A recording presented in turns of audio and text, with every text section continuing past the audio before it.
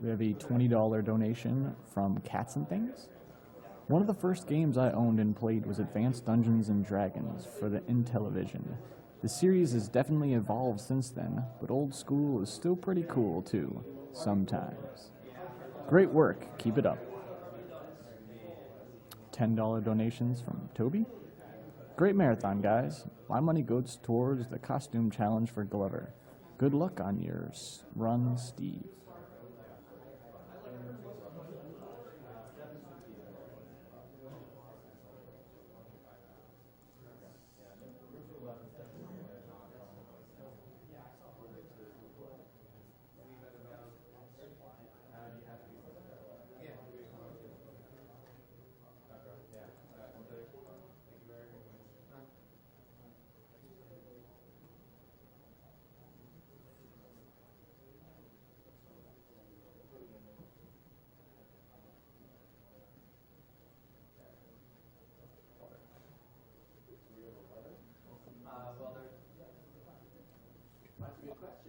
Where is...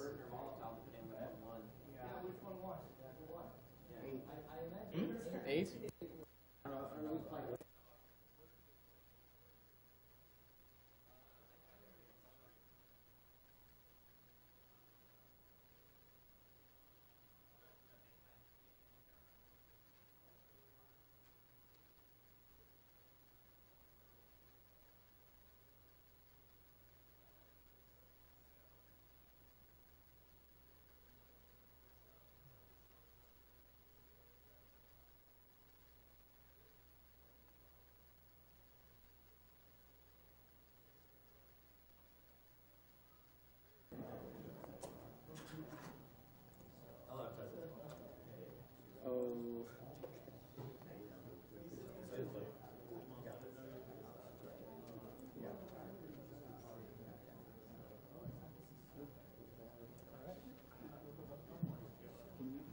Coming up next, we have Sacred Stones, played by Bertin.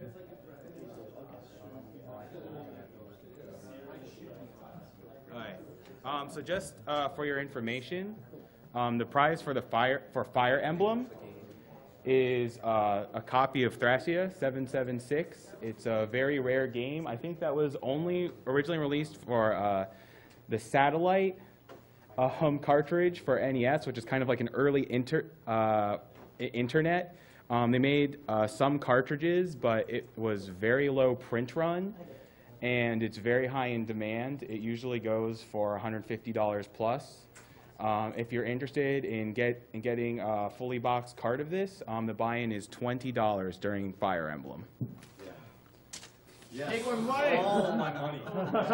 Make it right. Dang. Don't actually take And this was actually donated by me, and I really don't want to give this away, so I'm also going to donate. Smart move, dude. Yeah.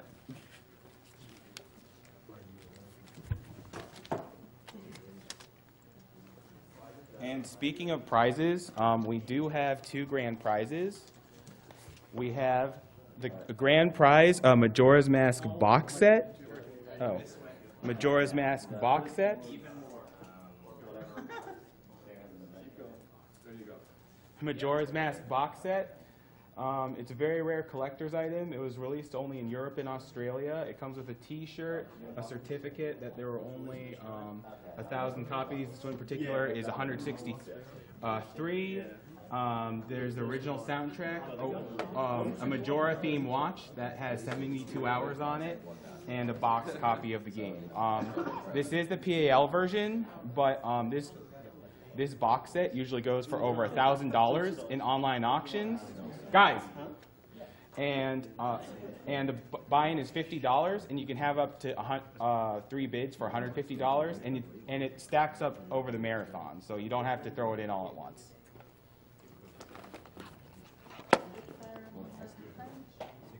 I'm pretty sure it's Sacred Stones. Yes, it's Sacred Stones. So, Bertin, which route are you doing? No, And all your money donated for this marathon And is here going to is our other grand prize. Oh, sorry. And here's our other grand prize, which is an NES PC. As you can see, there's a DVD drive here, It has a very powerful. Oh, it's a good. Okay.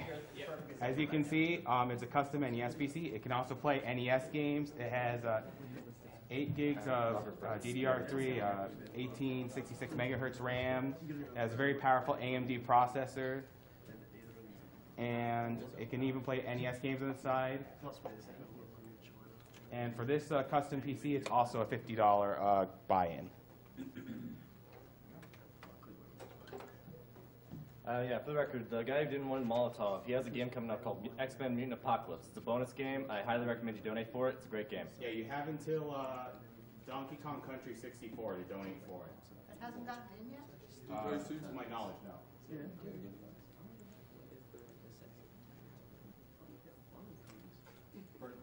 What is your picture on? Silux 89. No, 90. Oh, sorry, yeah, 90. Sorry, yeah. 98. 98, for the record, it's not 89. No, we're not using this. So you got the Game Boy player right now?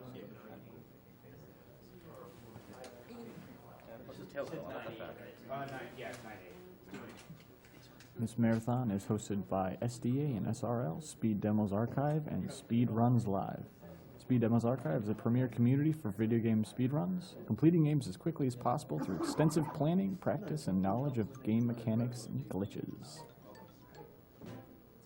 And Speedrunners Live is the best site to race video games online against others. Players of all skills are welcome to join, whether you'd like to become competitive or just race casually with friends.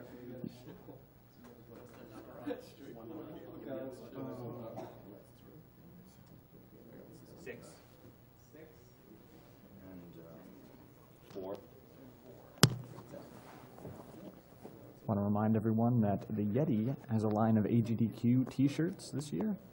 $3 from the sale of each shirt goes directly to the Prevent Cancer Foundation. That site is theyeti.com/SDA. The Yeti is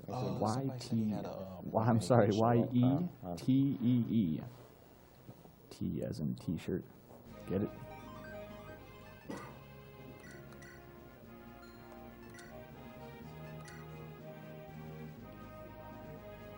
All right, so I'm ready when you guys are.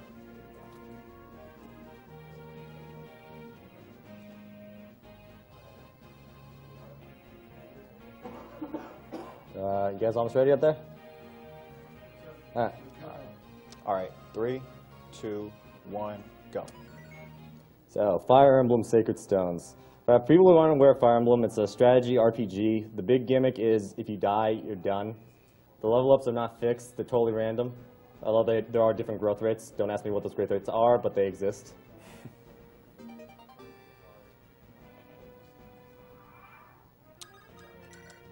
Okay, so I give the rep here over to Seth at the beginning so I don't have to do it later because I need her to survive on the very next chapter in order to seize the gate.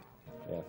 One thing, there's a cutscene beforehand where Walter just owns Seth, so that's why it's at half-life, but it doesn't really matter because Seth is what we call a pre-promote. Basically later in the game, for the weaker units, you give them an item and then they'll promote to a more powerful unit. And you want to level them up as much as possible beforehand so they have more stats. But some characters come pre-promoted. So they have kind of lower base stats than would be expected for someone that rises up to a promoted unit, but they're more powerful when you get them. Usually, in a Fire Emblem game, there's going to be a pre-promoted paladin. It's called the Jagan character because that was the first one. And usually they're what you call an experience hog. So you use them, but then you get screwed on later because you didn't power up the characters that end up being better. But in this game, Seth is just a ridiculously good unit from the beginning and a ridiculously good unit later because for whatever reason they decided to give him good growth rates. So he really makes this run a lot more doable. Okay, I missed the first hit, but it doesn't matter.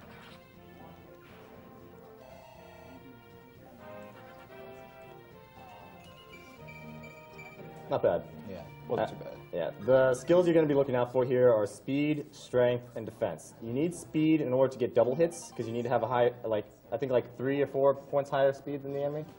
Yes. Right, so you need at least that in order to double hit enemies. And if your speed is really low, they can double hit you, which is just horrible. Strength is obviously useful for increased damage, and defense is important for surviving because Seth is going to be eating a lot of hits. We just got ourselves a flying unit. Flying units are really useful because they can go over mountains and they can rescue. So the idea is he's going to be doing a lot of rescuing of like weaker characters, or more importantly the Lord, because if it's a thing where you have to seize the gate, then you need to get Erica to actually get on the castle or throne or whatever to seize it. But, you know, we're not actually going to level up Erica because who cares?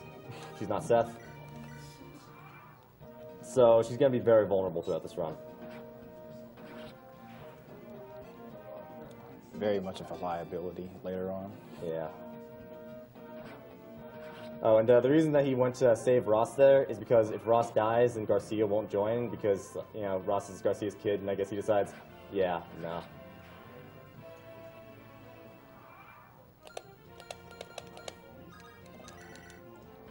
Oof.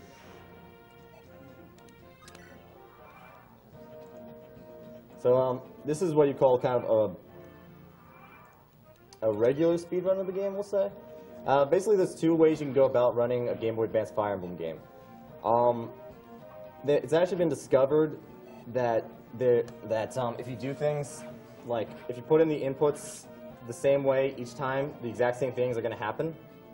So there's a way to RNG manipulate it so that you move the cursor like around over and over again in a set fashion in order to get everything that you want to happen. And so you can control criticals, you can control level ups, you can control enemy movements, whatever. But it makes it so it's a much more fixed run rather than kind of a strategy type of thing.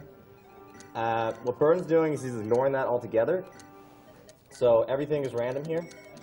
So he can get randomly critted, he can himself get random crits. You know, he could randomly miss, things might randomly miss him. And keep in mind that death is permanent in this game, so things can go really, really well, or things can go really, really badly at the tip of a hat.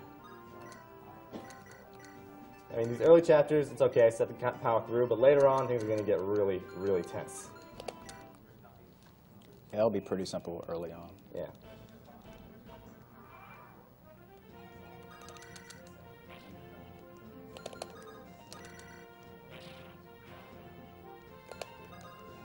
I'm going to be a lot more careful about what I'm doing because I don't want to mess things up. Yeah.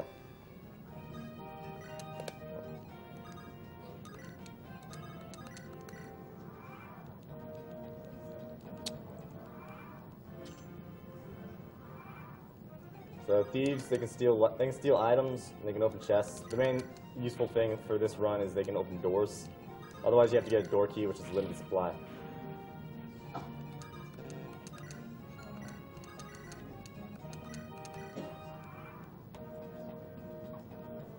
Oh yeah, another thing. What he did there was he rescued Erica, the Lord, because you know he needs to seize the throne. One thing about rescuing, it actually decreases your speed. So Seth, even though he has a higher speed than these guys usually, he's probably gonna have he's most likely not going to be able to double hit because he's carrying around this heavy girl. Well, he's carrying around someone that slows him down, and the heavier the character is, the more it weighs him down. So like Erica, for instance, has like a low constitution, but like someone like Garcia would probably have a higher constitution. Someone with like super high constitution can actually like rescue someone that's mounted, and that's just a ridiculous constitution.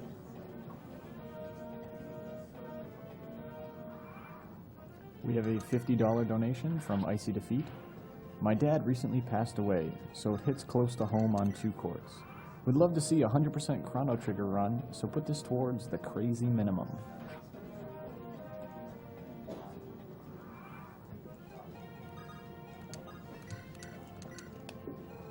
Now, thankfully, he can put Erica down there because there's a lot of bosses that are just going to sit there. Like, you can just have this level 1 frail little thing sitting like 1 space away, and they're just not going to do anything. They're just going to sit there and wait until someone comes. So, there you go. Well, we got speed and defense at least. Right now, he's at 2 levels and no strength boosts, so this is kind of a concern. We need those strength boosts.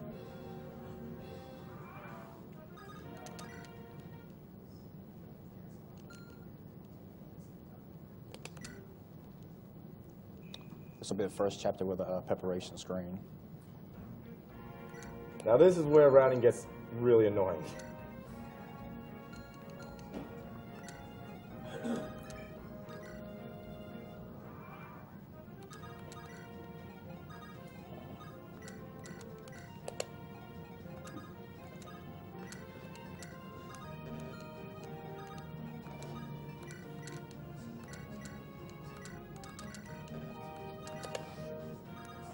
We have a $20 donation from Toothache. Hey, Toothache here, chipping in for that treat. Now shouts to Erica actually fighting.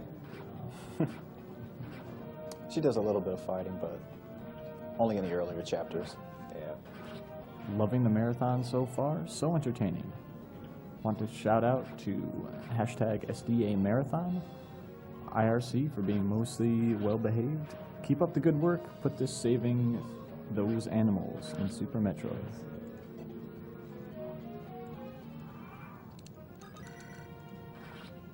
Also, normally, if you go into a counter, there's going to be like a little battle animation. The animations in this game are really cool to watch, but for speedrun, obviously, you got to turn them off. If only. Yeah, if only.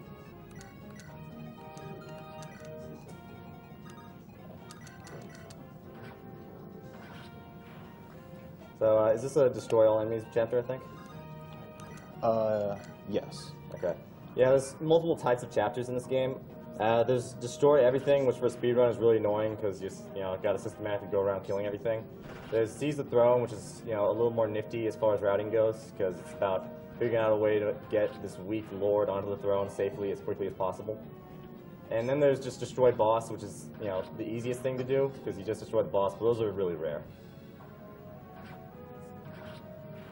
There's also defend chapters where you have to defend for a set number of turns, but sometimes there's just a boss that you can kill and it'll end the chapter early, so it's pretty useful. And usually, if it is a chapter like that, where it's like you can end it early by killing a boss, they'll just, surround the enemy with so many things, and the boss himself will just never move, so it's really unrealistic to think you can quickly do it, or at least you'd think that, but yeah, you'll see. This one could be a little bit troublesome because the boss of this place will attack Seth at some point, and if any of these monsters are left alive after this turn, about 4 reinforcements from the top left will appear, and that'll still count. Yeah, I just missed him right there, so yeah. It'll take a little bit longer to complete this. Yeah. You'll notice that he's hanging out in around trees. Trees increase your evade rate. Yes, that's the only reason why that zombie can dodge Seth.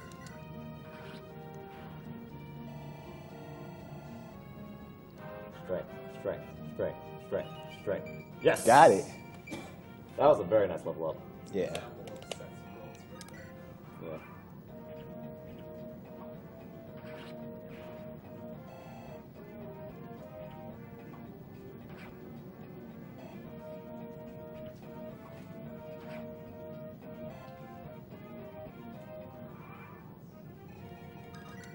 Are there any more reinforcements in this level? No, that's it. That's good. Yeah, one thing that's also really frustrating is that for a map where you have to kill everything, after a certain number of turns, usually there's going to be reinforcements. So you want to try to kill things before those reinforcements come. And reinforcements, it might just be a few. It might be something where they come out of castle so you can camp out on top. It might be something where it'll be like half an army. So.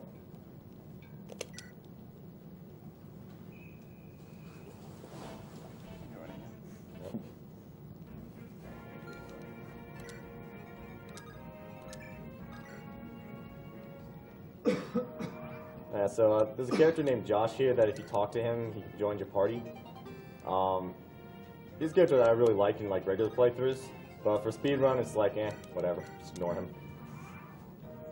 He'll come up and try to attack me, but I'll just smack him once and then just move on. Yep.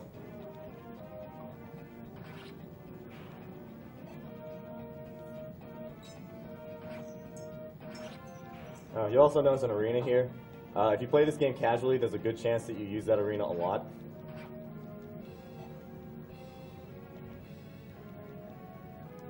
Like with the arenas, you kind of go in there and you can win a bunch of money and just get tons of level ups. But, you know, if you're manly and play the game correctly, you never use arenas.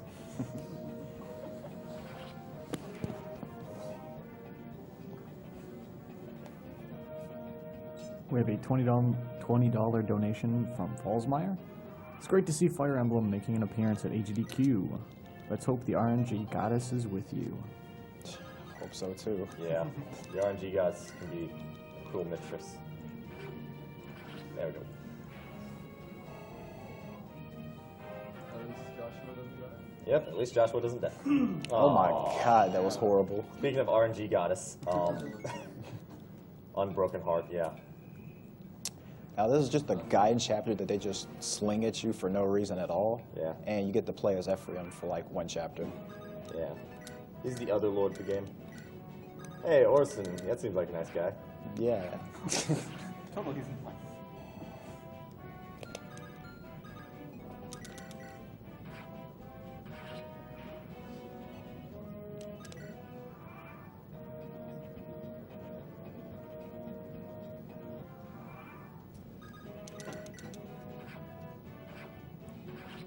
I mean, between Ephraim and Erica, Erica is kind of like a not very good unit. Like, she's not awful, but she's not really good either.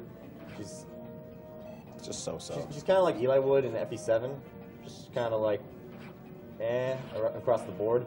Ephraim is actually a really good unit, though. Like, he's pretty powerful from the word go. He's not Hector good, but he's good. That's if you actually level him up, though, and we're not going to do that. If only. Yeah.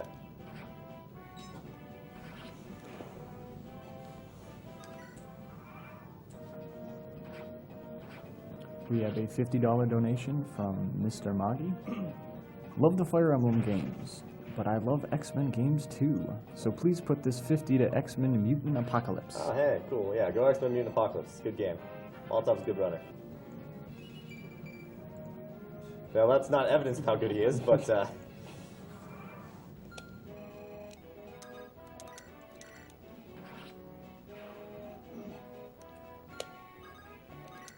better RNG.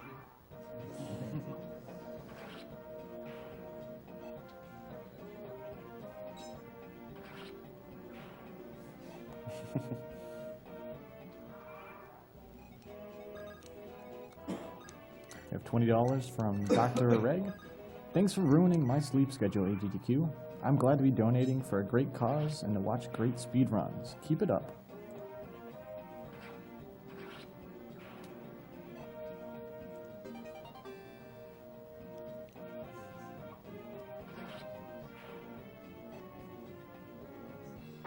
I like how acquiring items is based solely on killing them, even though it was through a wall. yeah, fantastic. Did you explain clearing mechanics? Yeah, we already explained rescuing. Oh. Yeah, one thing, if you rescue a unit and you can send another unit next to the person that's carrying, you can actually take. Then you take the unit from them and then you can place them. And that way the person that was originally had them rescued can still move. It doesn't use up their turn, just uses up the person to take them. So that could be useful from a strategic point of view.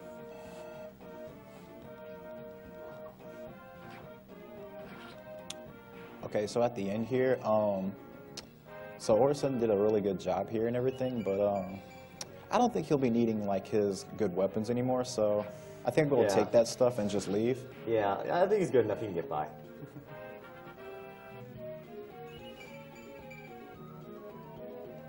Yeah, speed, that's pretty good. I mean, make sure he doesn't get double hits, pretty important actually.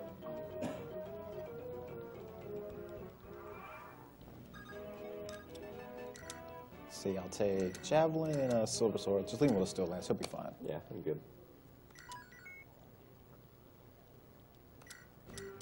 Alright, so right here is probably the first glitch of the game that I'll actually be using. I'll explain when I get there.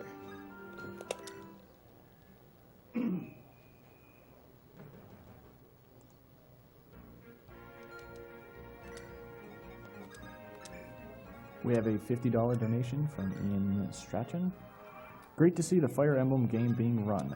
I'm a great fan of the series. Please take this money to buy a killer lance and deal a critical hit to cancer. Okay, so right there, I just used the torch staff. The tile that I selected there, that soldier will be right there, and when he grays out, you can restart and come back, and you'll be controlling the enemy army. Yeah. So what I just did right there is I controlled the boss, and I made him move where he'll actually be able to get to him this very turn after I, reveal him right here. And just, he'll be dead. 2 turns. Yep. Perfect stage. Strength.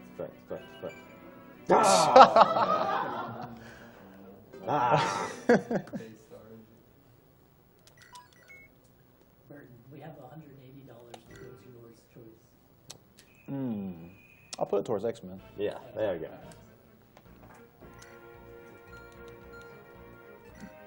We have a $50 donation from Glass. The gods fear my name. My sword play is peerless. Just Fire Emblem 7.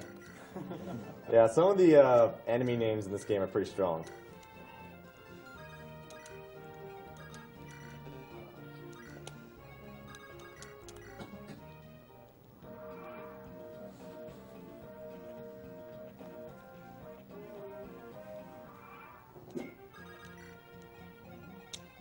Okay, so something can go extremely wrong here.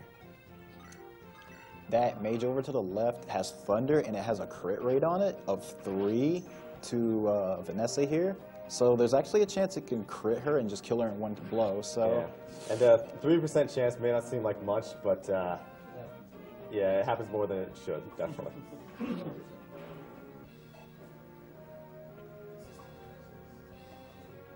add an extra 0 to anything under 10. Okay. Okay.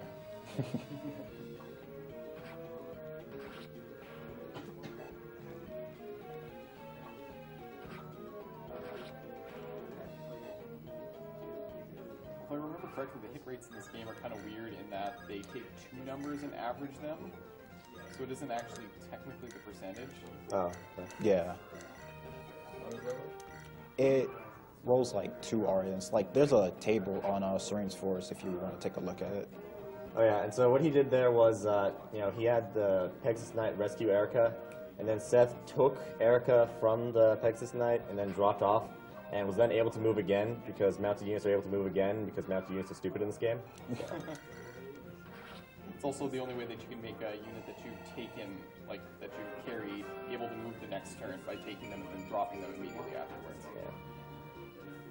I know the thing with the random numbers is that because it takes 2 numbers and averages them, because of distributions work, it's closer to like a triangular distribution rather than uniform. So something towards like the middle range of like 75 to 25 is much more likely than 95 or 5. So yeah, the game's kind of messing with you when it tells you the percentages.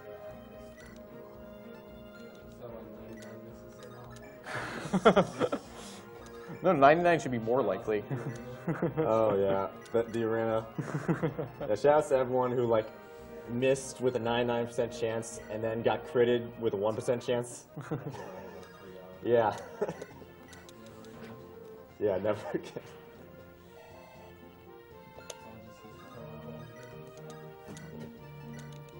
We have a $50 donation from Psychedelic Rev. Too bad Secret Stones beat out Blazing Sword. Shout out to Kirby and Viking, who helped get me into Fire Emblem speedrunning. We'll begin Hector Hard Mode as soon as my streaming equipment arrives. Thank you so much. The only way to play Fire Emblem 7, Hector Hard Mode. Yeah. These are some nice crits. Yeah. Garcia knows what he's doing. Lucky. Assassin Kid, can you describe the luck stat real quick? Like what? Like the various things it affects? Yeah. So yeah, basically your luck stat, for the most part, it affects crits the most. Specifically, it affects your crits by being just additive to your crit percentage and also additive to your crit defend percentage. Yeah, which is more important. Yeah, so basically a higher luck stat means that it decreases your opponent's crit chance.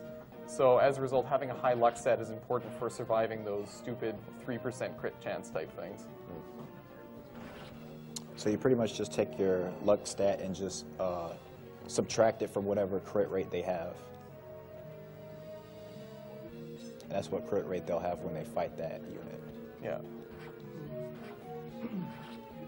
We have a $20 donation from Death Knight 11. Yo, just donating to show some support to Bertin. Good luck on the run, and get real comfy in that skirt.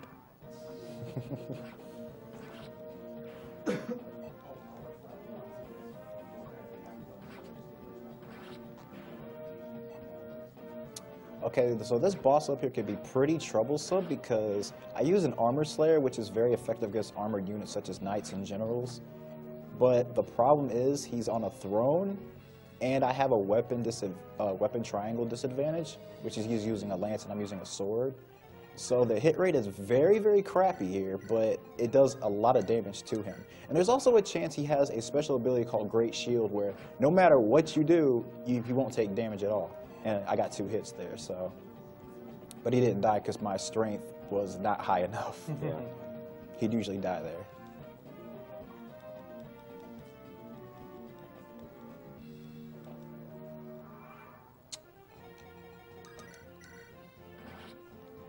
Yeah, that was extremely lucky. There you go. Strike, strike, strike, strike. Yes! All right. Nice. And speed. And speed, yeah. Strength, speed, defense, and 3 stats to look out for. Pretty much. Okay, so this is the part of the game where you choose either go through with Ephraim or Erica. I'm going to go with Erica on this one, though. Ephraim's, I guess, is slightly harder. Yes, I would say so, definitely. Like, for example, there's actually people with Berserk and Sleep Staffs and Ephraim's route. Erica's is definitely easier. Yeah, for those that don't know, Berserk is like one of the most ill-conceived weapons ever, or stats. Basically, again, in this game, if someone dies, they're gone for good. And usually you, unless you're like in insane mode in some Fire Emblem game, your units are usually going to be more powerful than your enemies. And so, you know, the enemies aren't as huge of a threat unless they gang up on you. But with the Berserk staff, you lose all control of your unit. They're going to attack you, and it's very unlikely you're actually going to be able to kill them. So then they can just go around systematically wiping out your party. Yeah, I've gotten really lucky in the past and just had them knock out everyone on the road. Yeah. Just kind of walk away and Even better in the older games, you go around and counterattack each other. Yeah.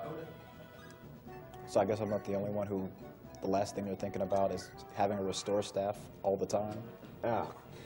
Restore staff, but it takes up an island slot, man. Yeah. Need more javelins.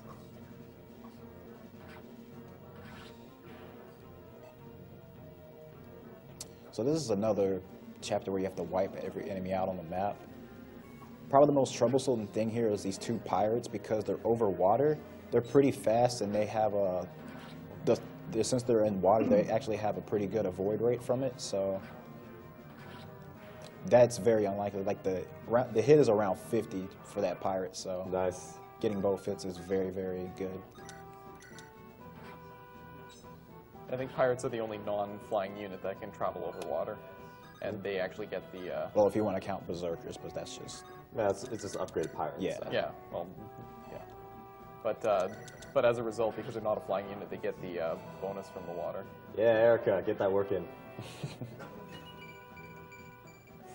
It's pretty standard Erica level up. Yeah. At least you got defense. That's good.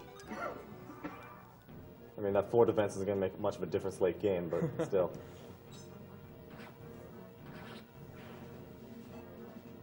We have a $20 donation from Mihoko Nakamura. Greetings from Japan. Me and Bertin Jr. are loving this run, Bertin. Your son and I miss you. Good luck, honey. Any comments, Bertin? Me love you long time.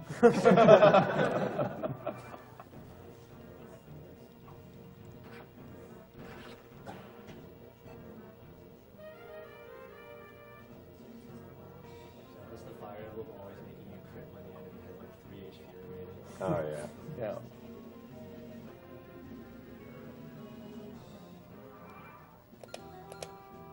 We have a $100 donation from Anonymous. Keep up the good work, everyone. Killing Edge, that increases your critical rate. Anything that says killing before is critical hit rate increase weapon. Very useful. Also, it's stronger than like a steel sword, I think. Yeah. Is it? I thought it was the same strength. In some games they are. Okay. By like only by like 1. At least to Path of Radiance. But I think but it's also slightly like lighter. It's light. It's yeah, definitely yeah. lighter. It's just a really, really good weapon.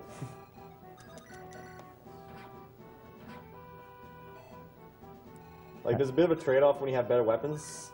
Like, steel sword, for instance, is obviously better than an iron sword, but it also weighs it weighs more, and so it could weigh you down and prevent you from getting double hits if you're like a character with a low constitution. And they also break after Fury uses. Yeah, all weapons break after period usages unless it's like a really dumb one.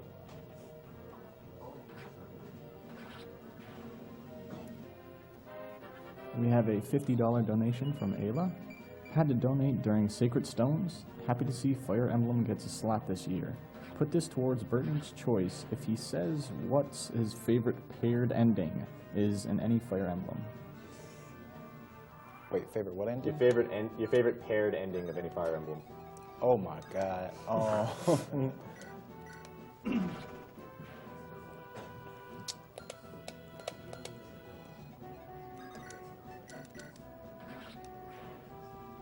I'll have to think about this a little I'll bit. say Nino and Jafar because it's just the happiest ending ever. Didn't they both die? Yeah. Bye, Amelia. Yeah. That was a unit you were supposed to be able to recruit, but Amelia is my favorite ending. So yeah, you just killed like a 9-year-old girl. I hope you're proud of yourself. Yeah, if I would have got out, I would have just used the speed wings. I would never use her. if you're playing casually, Amelia is actually a really good unit to have because she promotes twice, so she gets a lot of time to get a lot of experience and therefore level up soon. There are 3 characters in this game who are like that. I already have Ross. He can become, there's a lot of possibilities to what class you can make him. Well, that's the other interesting thing about this game is they had a branching upgrade mechanic where when you promote a unit, you can choose what they become. And so the ones that can promote twice have sort of a tree of ultimately 4 possible promotion endpoints, which was pretty cool. Oh, yeah, and to elaborate on that paired ending thing we just said, we were talking about, in this game, if you keep certain units next to each other for a number of turns, then they get what's called a support conversation. So what you do is you have this conversation, they build a relationship and, you build some story stuff or whatever, character development, and then they get a support level. And so it goes CBA, and with the support levels, it actually gives you like stat increases or critical hit chance increases or avoid increases when they're around each other. Mm-hmm. And if you get up to A, then depending on the pair, then they can have a special ending. Like, because at the end of the game, they kind of run down, what they did after the war or whatever, and kind of, it's usually like a marriage thing or best friends forever thing or whatever. All right, I just came up with it. Saint Fiora, that's the best one. Which one? Saint Fiora. What game is that? That's from Fire Emblem 7. Fire Emblem 7. You don't remember Saint? Yeah, he's the Green Knight. Yeah, He was the Saint- womanizer guy. Yeah, Fiora. he was the one that everyone used because no one uses Kent. Oh, Fiora. Yeah, okay. Okay, yeah. I can buy it. My goodness, I'm getting everything but straight. Yeah, you're getting technically good level ups, but Yeah. strength is a thing. Okay, so I'm gonna grab some extra javelins here just in case.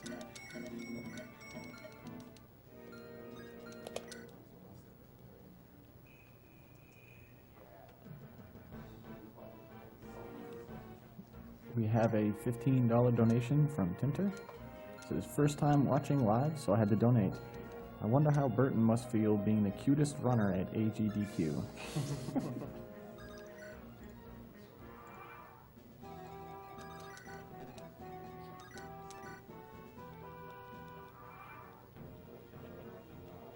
Okay, so this used to be a really troublesome chapter for me because all of those red units when I first start off, they go to the very bottom where Tethys, Garrick, and Inez are all cooped up in a fort, and how they would go and attack. Garrett would always leave the fortress, and Tethys would sit in that exact spot and would not move an inch.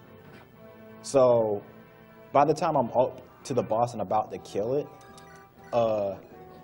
she gets like hurt really badly, and then there's someone on a ballista like far away who usually kills her. But I came up with something. If I don't move Erica and Vanessa, who are next to each other, they'll actually come up, and it'll actually make it impossible for that to happen. Just that Lance Reaver, by the way, it's going to come in handy. Yes. So there's something in this game called the weapon triangle. Basically, swords beat axes, axes beat spears, spears beat swords. But there are certain weapons that kind of circumvent that. So like a Lance Reaver, for instance, will allow someone with a sword to beat someone with a spear.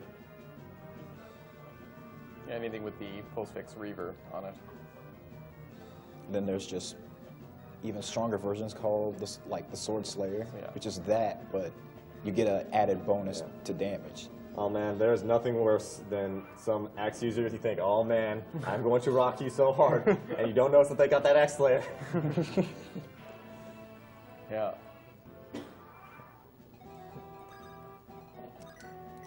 We have a $200 donation from Evan Colmer. Says Fire Emblem was the Pokemon of my childhood, so I naturally had to save the donation for now. Hey Bertin, how comfy is that outfit? Is that there?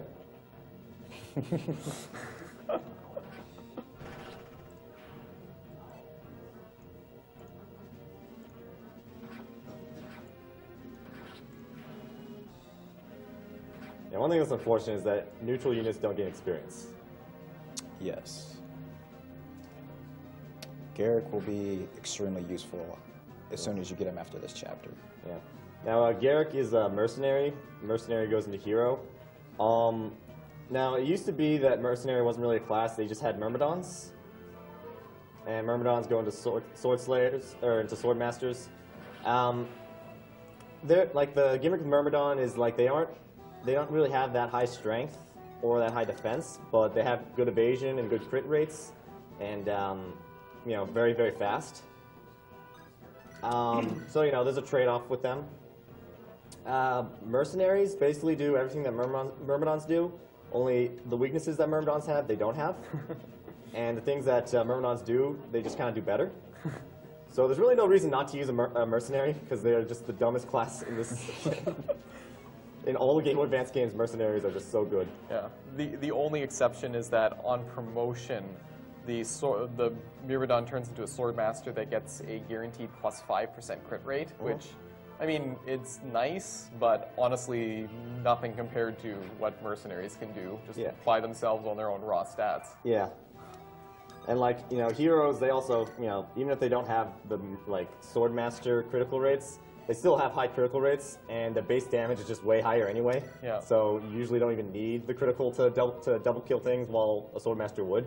Well, and furthermore, heroes can also use axes, which means they can use hand axes, which means they have range, something that swordmasters sorely lack. Yeah. So, like, even as far as like enemies go, like you see a myrmidon, whatever. You see a mercenary, oh hey, this the strong unit that can also double hit me. Cool. They are the dumbest classes to run to in arenas. Yeah. Especially if they have a silver sword.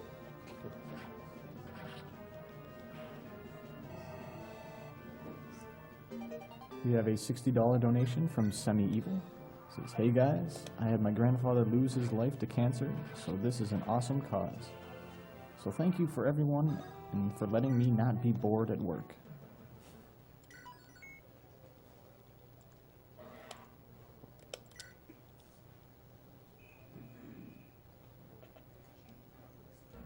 A $50 donation from Anonymous. As someone who has had someone recently lost to cancer, I really appreciate everything you guys are doing.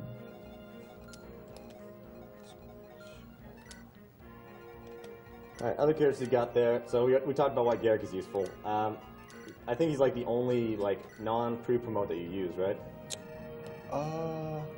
Yeah, I believe. Well, I mean, other than Erica, technically. But. Yeah. Well, you know.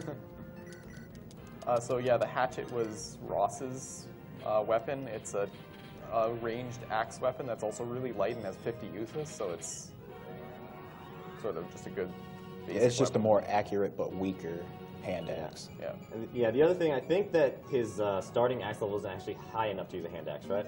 It's high enough. Oh, it is? Oh, okay. It's just Yeah, hand axe is E. It's the one ranged weapon that doesn't start in D, I think. Well, yeah, what are you doing, man? You're not going to max out the stats. You also got Inez. He's a sniper. How do I put this? There's a lot of argument from certain circles that archer/sniper is just not a worthwhile class to use because all they can do is attack indirectly, and then while magic users can attack indirectly and directly. But for the purposes of the speed run, you know, he's a pre-promote. He comes at a good time, so he's gonna get some use. okay.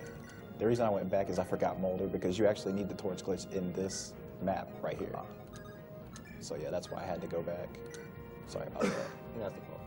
The one advantage that snipers do have is that flying units are especially vulnerable to bows. They take 3 times as much damage from bow users, so if you're in a map with a lot of flying units, which I guess doesn't necessarily happen as much in this game, but more in 6, but it's especially useful to do just because it's guaranteed kill almost. Yeah, there are certain games that kind of gone out of their way to make bow users more useful. And oh yeah, the other thing is ballistas. They're the only Yeah. people who can use ballistas. Yeah. Like I know in the GameCube ones they also introduced crossbows so they actually can attack directly. Yeah.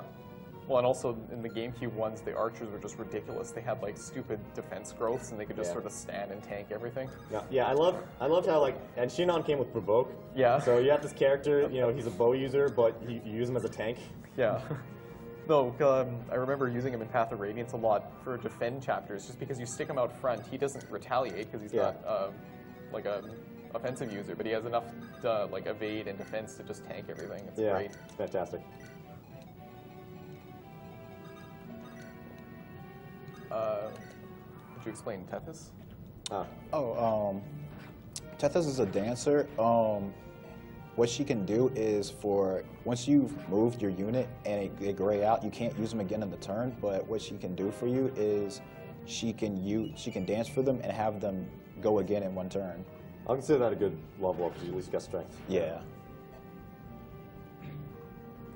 Yeah, units like Tethys are really useful in Fire Emblem games just because they...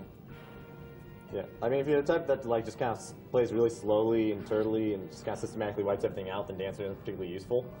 But for the purposes of speedrunning, where you're trying to get through the chapter as fast as possible, dancing is really useful. It also means that like instead of needing 2 good units, you can make do with like 1 good unit doing 2 things. So. Yeah. Okay, that space right there. There'll be a Bone Walker who will stand right there every time.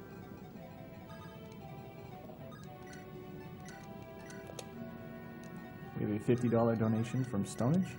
Thanks for the marathon. Greetings from France.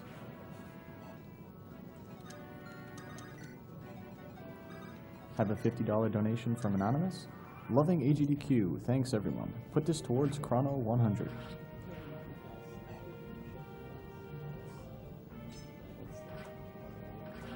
Usually after hit that guy, he'll move. Or this one. That one? Okay. And boom. Yeah, you have to hit reset right as it turns gray. Yes. Usually just make these chapters go by a little faster because you have to kill everybody on this map as well. And even if they're in the fog, you can still move them. Yeah. But I'm looking forward to when we can see the character portraits. There you go. Yeah. Yeah, it's really glitched out.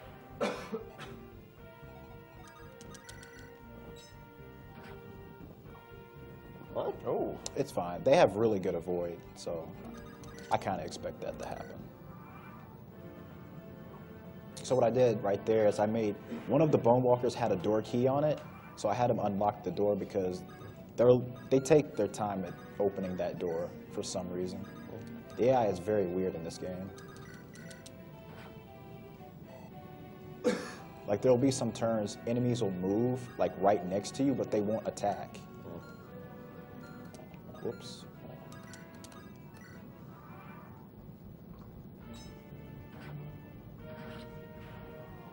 Well, I guess it's because it's emulating the fog aspect, maybe.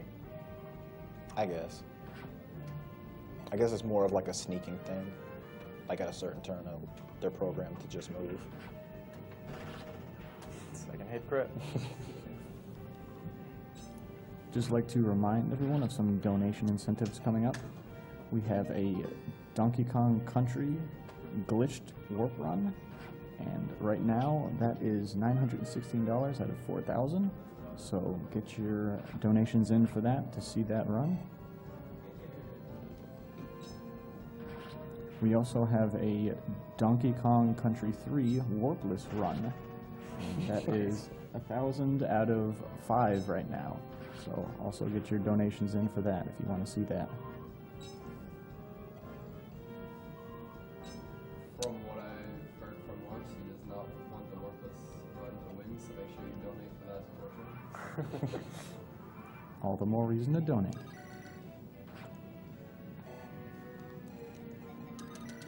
Or you can watch Carrot You Make Break in case you played in 9 minutes.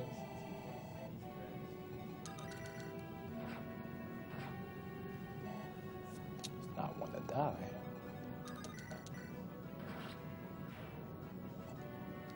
Yeah, this should go by a little bit faster, but I didn't bring more javelins.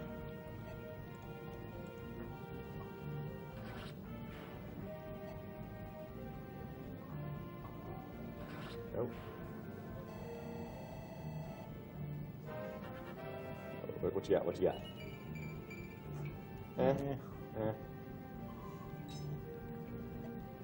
You have a $50 donation from Trikayan. Thank you for all the awesome games made by all of you. By Mr. MV for the French restream, and by EXE_DE and all the German community. Also, I'd like to use my donation to rename the boy in Secret of Mana as Mr. MV. MV hype!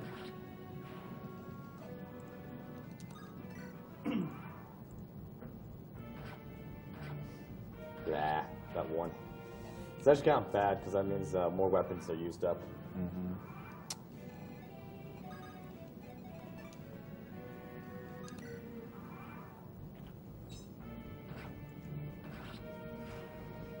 Yeah. Fog of War chapters where you need to kill everything are probably the trickiest in terms of routing, just because there's so much uncertainty. Because if you don't know exactly where all the enemies are, it's hard to plan around it. So you have to spend a lot of time figuring it out. Just use the torch stab glitch to figure out where they are. Just to check everything. Yeah, I guess I'm thinking more of the GameCube games where that doesn't exist. But.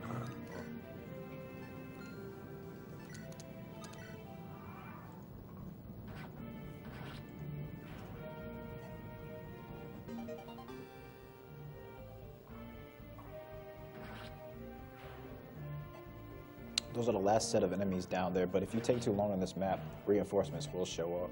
But you won't know that. Do you have any other weapons? No. No. Well. Huh. And of course, Dazzle just sits there and just watches everything. Alright, that's good. Would luring the enemies towards him help? Or? Oh, they go after her. Well, the thing is, even if she dies, it's okay because I don't need her at all. Fair enough. I've actually had plenty of runs go where she actually gets killed, but... Dazzler, get it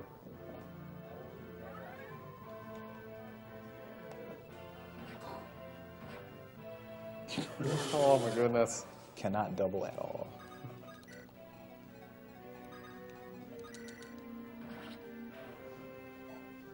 I think the reinforcements just showed up. Oh boy. Oh, that's too bad. Thanks, Dazzler. Wait. What do you contribute, buddy?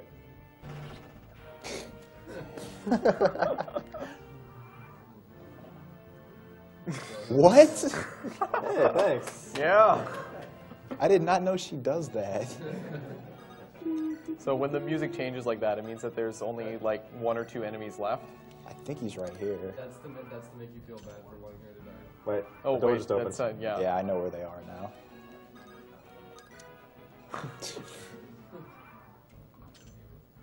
No! Wow.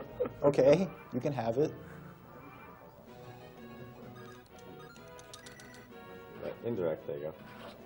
I would have so hard if you missed. Goodness. He got it for you. There you go. Yeah, in general, when thieves are in a chapter, they will mark the items that they grab from chests as being the items you get when you kill an enemy. Sort of like a flashy green thing when you mouse over them. So it kind of gives you a bit of a chance to get the good items on a map, even if you don't have a thief. Hey, emergency restore staff, okay. So pretty much now I have Dazzler, so Garcia's useless now. He just became the new Garcia.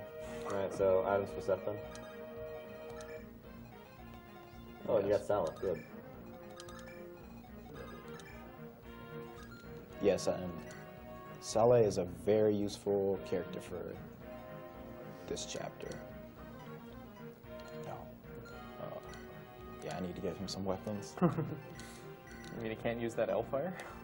Also, I love how unarmed Seth, they still stay away from him because they know what's coming. He'll fight you with his bare hands if you ask to. Yeah.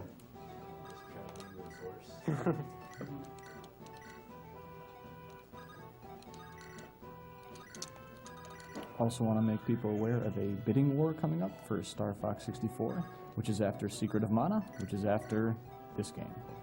And right now, that is the high score run or the speed run.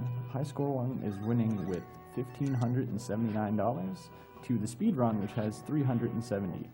So if you want to see the speed run of 64, you should probably put in some money to that.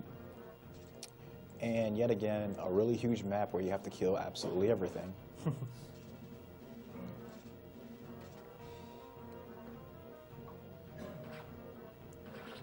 All the enemies have presets now. Some of them do. Some of the enemies on the map, according to what the RNG is, they cycle between a certain range of stats.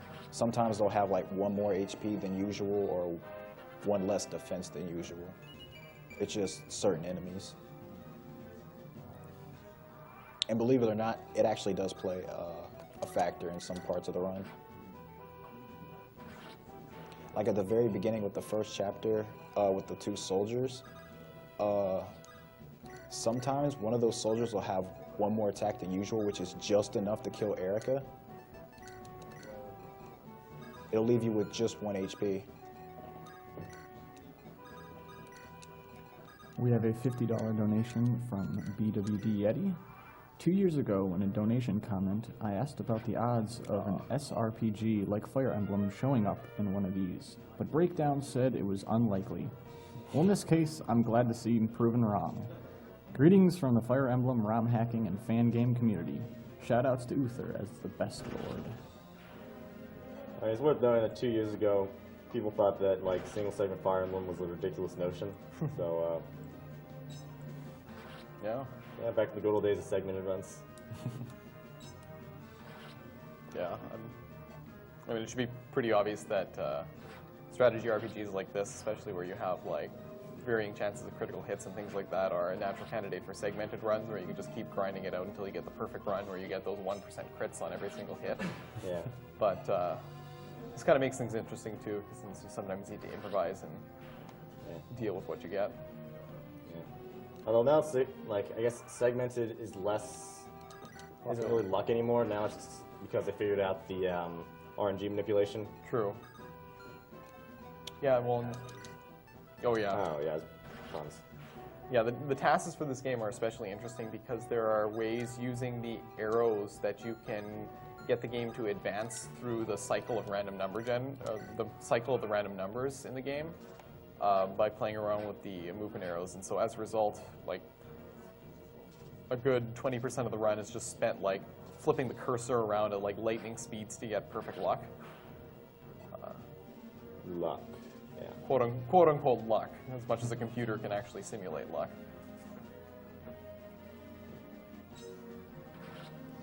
So it's interesting, but it also makes it kind of frustrating in terms of learning from TASes for routing a normal run, just because they do things that just will never happen.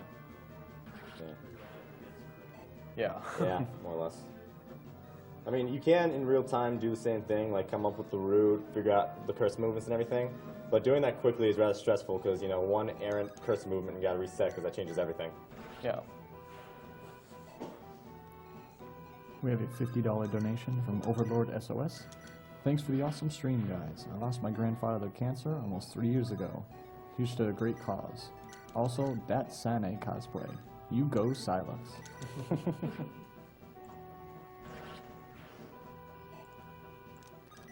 All right, what I'm doing right here is extremely risky, but I'm going to go for it anyway. Using Saleh here, as you know, he's a magic user, so he doesn't really have a lot of HP or defense. So all these monsters he's fighting right now can do a ton of damage to him. So if enough actually hit him, he's a goner. And I really do need him later on, but it makes this map go by much quicker if you can get this to work. Good. That's the reason I stand on the forest right there to get plus 20 avoid. Makes it really hard for them to hit.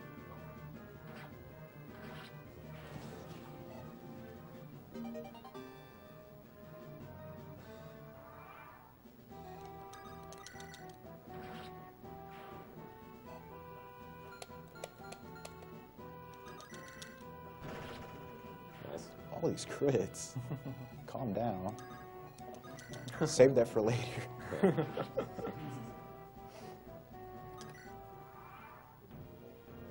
We have a $50 donation from Car Behemoth. Good. Finally, I can watch AGDQ live. In South Korea, the government tries to regulate video games by defining game as addictive material, such as a drug or alcohol.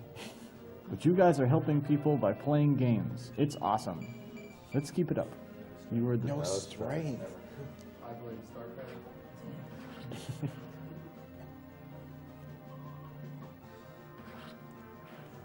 This is probably the weakest Seth in terms of strength I've probably ever had. But as the crits will offset it. Yeah, right. Well, what's the typical range of like strengths that he'd end up with? Like cap is 26. 25. 25. A paladin's cap and strength is 25. I usually want his speed around 18 by chapter 13, which he's been getting, so I don't have to worry about that, but his damage output is just so weak he won't be able to kill some bosses in one turn.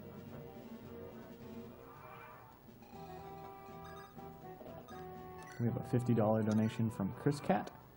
Hi from France. Can you say, I can't say it, but here we go. Bissus ox Francis. For all the Frenchies watching. Sorry for that.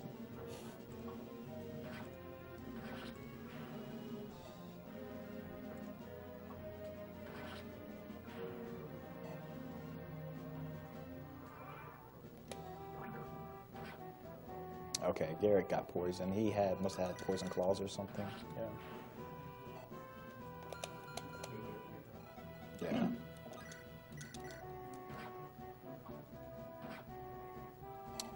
That enemy has a halberd. There are certain weapons that are very good against certain classes. Like halberds. Halberds are good against like mounted units, like units that are on horses. But since he has terrible hit and I use a sword against him, there's no way, almost no way in the world he'll hit it. I believe the bonus is ×3.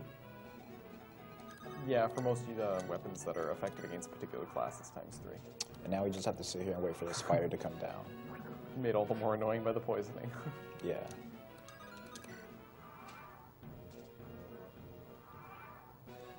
I would have made some sort of route to get the spider, but mountains give you +40 avoid, which is the most out of any like terrain in the whole entire game, so it makes them extremely annoying to hit.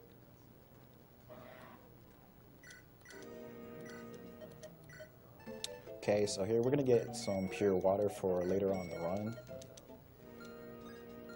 In Pure Water, increases your resistance by +7, which is the game's magic defense. But after each turn, it loses 1 resistance. But it'll become extremely useful later on. We have a $25 donation from Anonymous. I was going to donate to save the animals, since in FE we don't leave anyone behind. But then I remembered, this is a speedrun, so I don't care. Kill them all!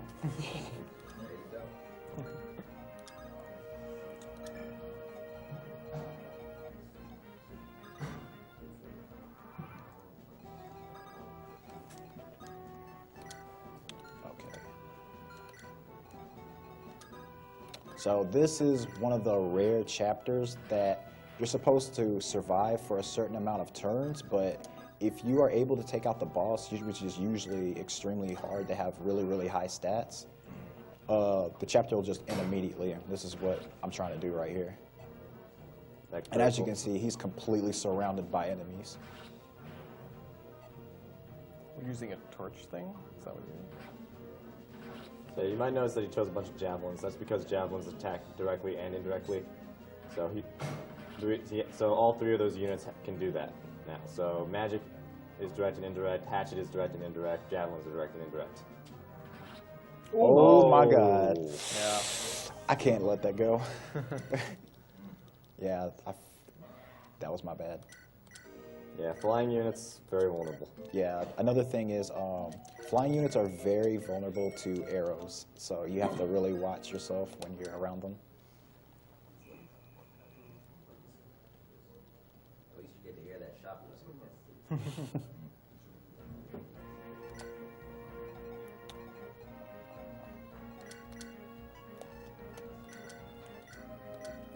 I want to remind everyone that this marathon is being Sure, hosted the by javelins equipped.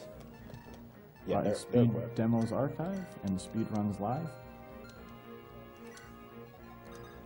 And all of your donations are going towards the Prevent Cancer Foundation. It's a nonprofit support of cancer prevention, research, education, advocacy, and outreach programs nationwide. That was what I was meant to do. I just completely forgot to do that. They have a ballista though.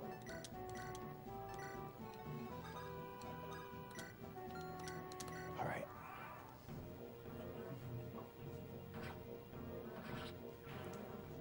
Also want to remind people of the prizes during this run. We have a Thersia 776 boxed cart, and that is a $20 buy-in, as well as a set of Fire Emblem buttons with a $5 buy-in. Just to clarify, Dacia 776, awesome game, ridiculously hard. Probably known as in the Fire Emblem community as the hardest Fire Emblem game to be ever. What? I told you, that ballista. I know, but the thing is, I shouldn't have relied on it. But every time I've gone here, they both are supposed to go after Erica. Oh, really? Yeah, that's what usually happens. That's why I got, marathons. Let's change it up. The javelin, yeah, right. Yeah. And it's another annoying thing about running this game is that, like, 99 times out of 10, the enemies will do exactly the same thing over and over again, and then just when you want it to work the way that you were expecting it to, they'll do something completely different. That's what just happened to me there. Don't forget the horse layer, thank you. Yeah. I need the horse slayer for the boss here because he's actually mounted, and he has very high defense, so you won't do absolutely nothing to him. And I'm going to move him all the way over here to make sure that doesn't happen. Dude, if we get ballistas again, I'm going to laugh so hard. It shouldn't happen. I should be fine.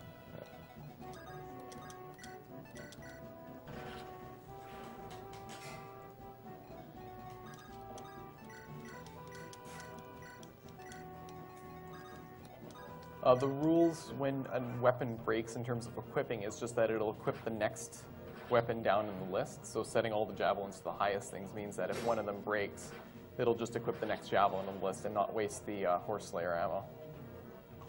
Also, if you have only one use on a weapon, but you can still double the enemy because of your speed, you'll only hit them once because you only have one use of the weapon.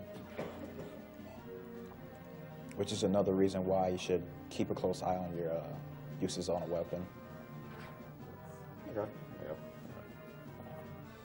Yeah, in general, when speedrunning, when a weapon's low, you typically just swap it out for a fresh one and not really care about being that efficient. Yeah, he's got speed.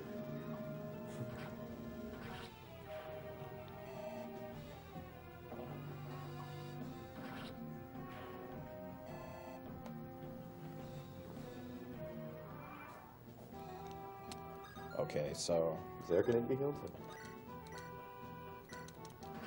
Or are you just going to kill him now? yeah, you kill him right now. Alright. Yeah. So once again, mounted units, the best. Except he doesn't have enough strength. Oh, I always have Garrick back there. Strength, That's why I strength, moved him there. strength, strength. Oh. I'm on set. Reset for RNG manipulation. Alright. Yeah, I always have Garrick there as a backup. That's something I came up with because he could kill him, you know, in one turn, but Ooh, I've got like no strength level ups at all.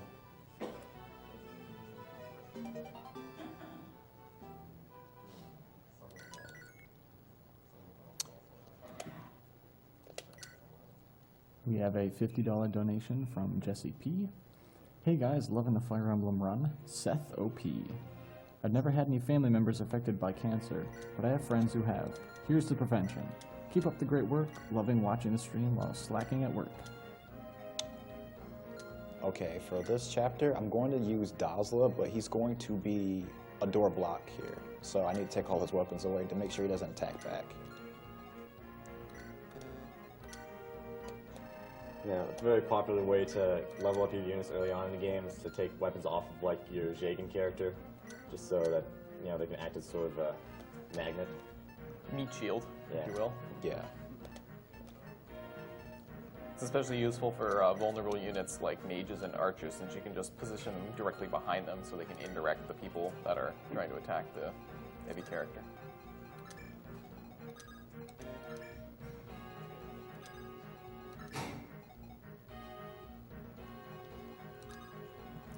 Oh, it's supposed to We have a $50 donation from Tyler T. So excited to see Fire Emblem at AGDQ. It's one of my favorite game series, and I'm enjoying seeing it broken live. Just wish I had time to actually watch more of AGDQ before I enjoy any time I can find. Put See, this he was supposed donation. to kill him that turn. So we, Oh. May the RNG gods smile down upon you. They aren't right now.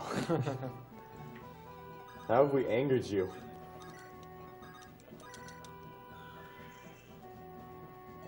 Yeah, you can't even go up there, can he? Nope. Nope, it's fine. I've seriously never had a Seth this week before. Oh, hey, here's Javelin. Okay.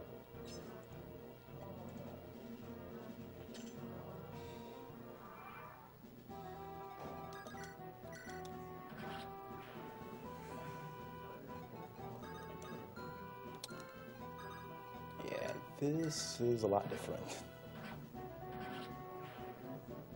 What happens in regard to Joshua in this chapter? You don't? Usually, well, this chapter deals with his mother, but if you don't have him, I guess they just skip the scene where he's, like, mourning over his mother's death.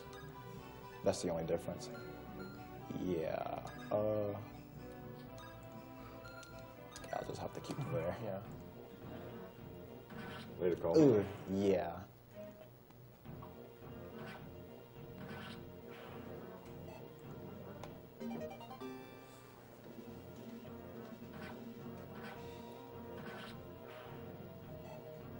With a $50 donation from Shadow's Temple. Sadly, I don't have time to watch this live.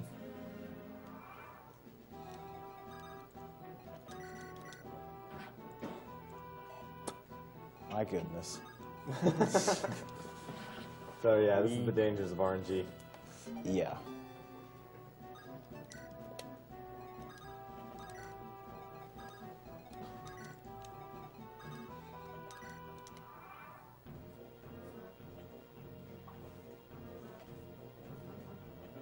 At least you can one-shot that. Yeah. Yeah. $10 donation from Raymond Haidler. Hey, I'm currently battling prostate cancer, and as a longtime video game geek, this marathon has really boosted my spirits. Bert's looking good. Lots of love from Raymond Haidler.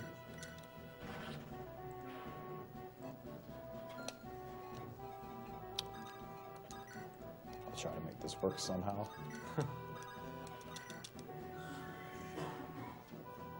What I want to try to do is I'm trying to recruit that thief up there, but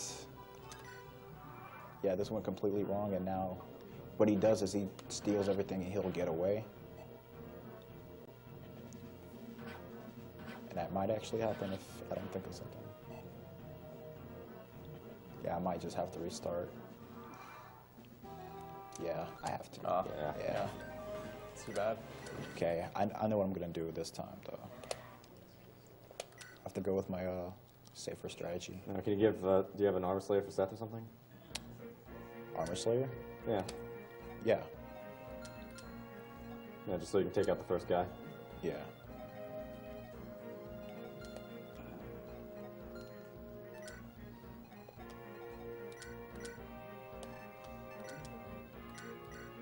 We have a $20 donation from Link Thinks.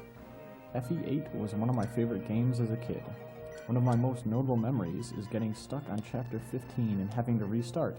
Obviously, this shouldn't happen to you, but keep your RNG-inducing scented candles nearby. Anyways, good luck. Chapter 15 is very troublesome in this run, by the way.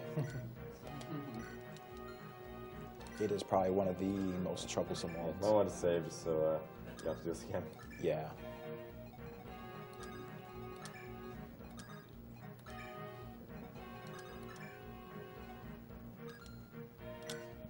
I don't know why I keep putting them in there. I didn't save. Oh well. It'll be fine. This is the run.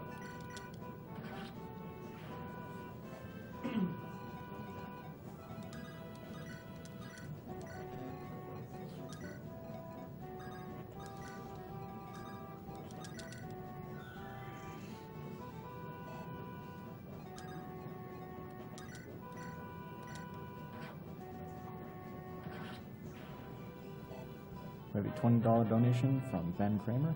Hey, huge Fire Emblem fan here. Have you guys ever done an Ike solo run in Path of Radiance? I feel like that could be a speedrun category right there. It basically is the speedrun already. Yeah, he's pretty good.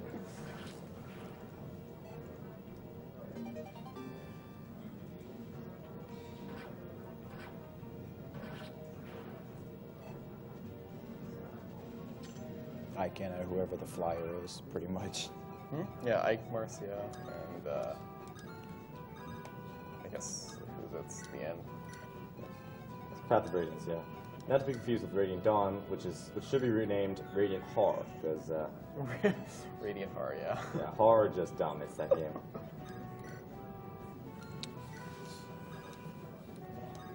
Okay, so right here, I'm going to go to the supply and take out a door key, which I just so happen to have right now.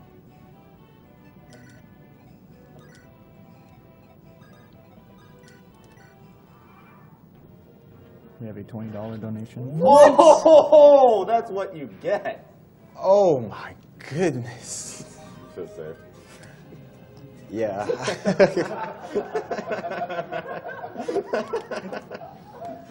Yeah. Oh my goodness. Whew. Okay.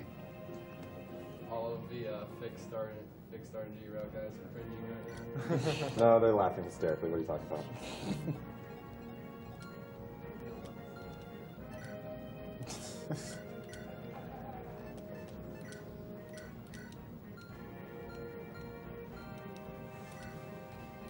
We have a $10 donation from Seth. Here's $10 for Sane and my favorite Fire Emblem. And I apologize for not being strong enough. I think it's a little too late for that now. This time just save for help. Yeah.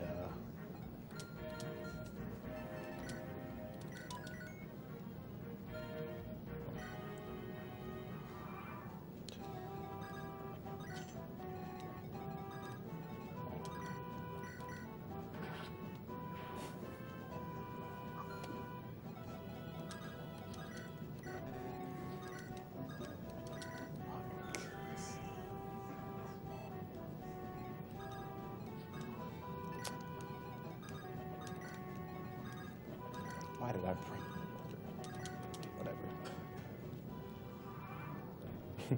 Yeah, that crit, man. That crit. Yeah, I'm still thinking about it.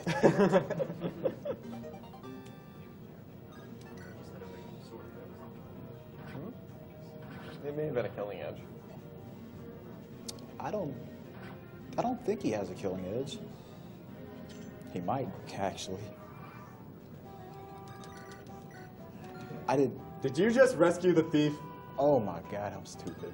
I did not want to do that. You should just. Oh Wow, this chapter is not hard. It's not, but it's becoming the hugest train wreck right now. This is just going to mean that chapter 15 is going to be phenomenal, don't worry. I hope so. I really hope so. Maybe $20 donation from Gao. Hi from Australia. Staying up to see this run, and I'm loving it so far. Disappointed that we didn't get to see Blazing Sword, but I'll be happy with Fire Emblem. Love what you guys are doing here.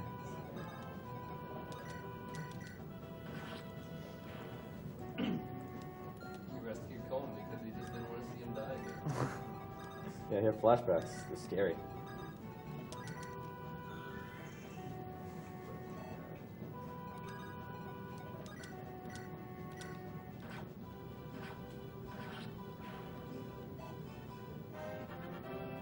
Alright, godly level, let's go. Alright, the defense, maybe now you don't have to worry about that random crit. Yeah. Wait, don't crits negate defense? Oh, never No. mind. It's just 3 times of whatever Okay, damage yeah. you're gonna do. It doesn't negate them. No, that's Pierce. Pierce. Yeah. Pierce, more okay. Pierce is defense. the one you have to worry about. And speaking of Pierce, next chapter, hey. Yeah. Yeah.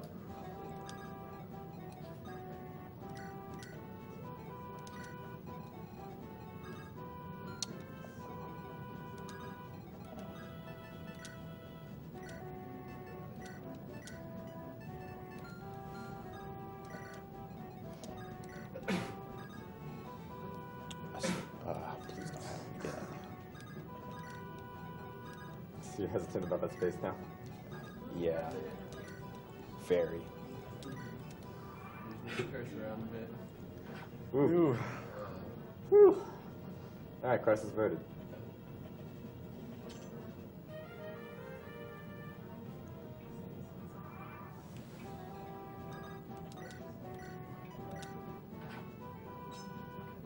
Well, except that he's still alive.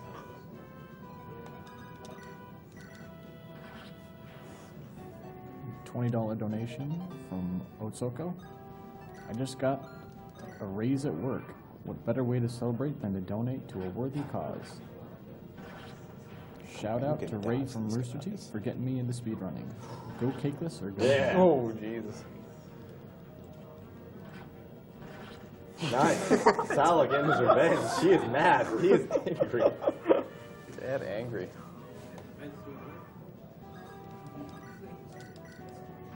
Javelin? Yeah, that's all I have right now. Killing him, You're not gonna kill him, right? Oh, you are? yeah. I have calm. Oh, okay. Gotcha. Well, I won't. Whatever. I could do it. Yeah, that's what I thought you were doing.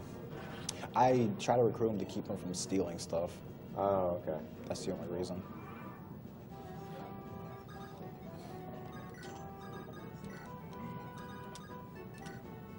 What's Nothing to heal? what's the hammer and stones? I was actually expecting to get the spear from him because I need it for next chapter, but I can just use javelins. The spear is just a stronger version of the javelin, but since Seth is so weak, I don't think the spears would even help. Yeah. From what I actually use them for. I use them to kill like a bunch of wyverns because the next chapter has a lot of wyvern riders and they have really good defense. So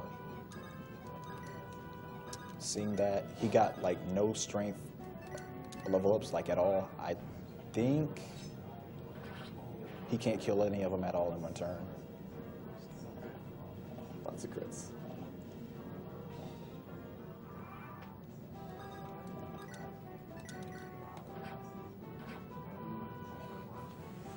Like usually he can kill these knights like no problem. You need to do more Yeah. of that. Yeah! It's like 6 crits this chapter.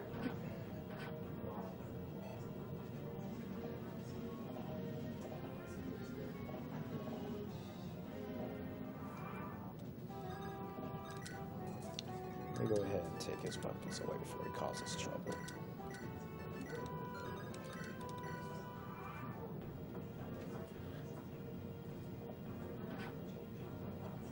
So he just sits there and blocks them because there's a lot of cavaliers coming in. So what's the problem with him striking back? It just wastes time, and he'll eventually kill them. And a few of them have javelins, so 2 of them would be attacking him if I killed the first one. Yeah, thankfully, I don't think the enemies in this game are smart enough to actually move each other out of the way to get javelin people in place. Yeah. Well, in the GameCube ones, they'll actually use how some mounted units, when they attack, they'll have a little bit of space to move right after from where they attack, and they'll do that in the GameCube Yeah, version. because mounted units weren't good enough.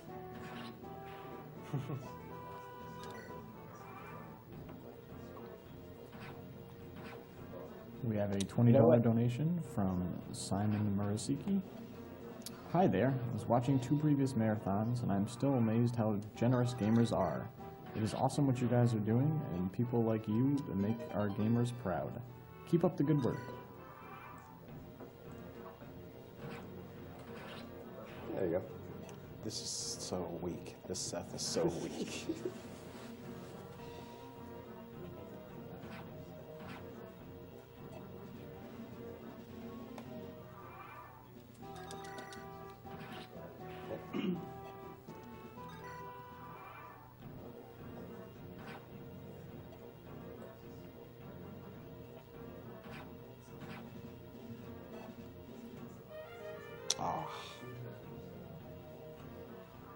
An example of the one use left thing in action. Yeah.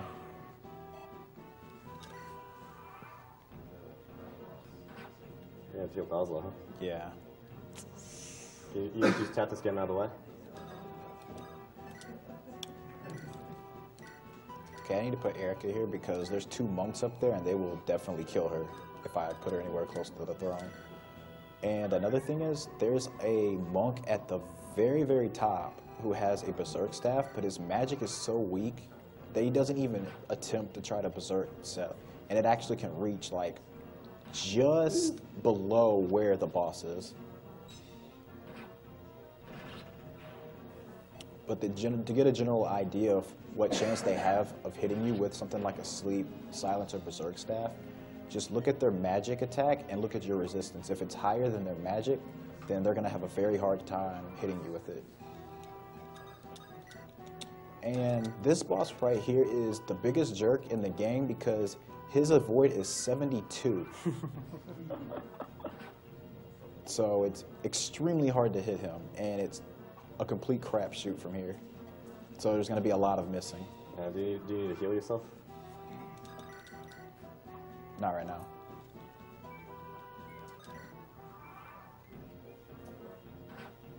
We have a $10 donation from Yukari. Hey, Sane. Looks like Kanoko and Suwako can't help you now. Strength, please, for the love of God. Yes! Can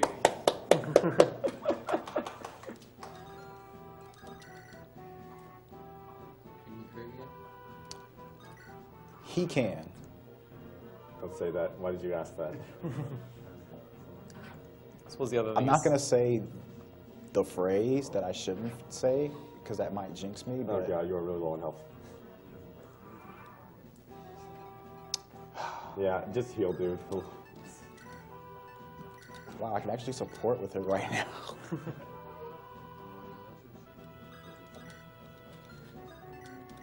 Why not set the Erica OTP? Let's go. I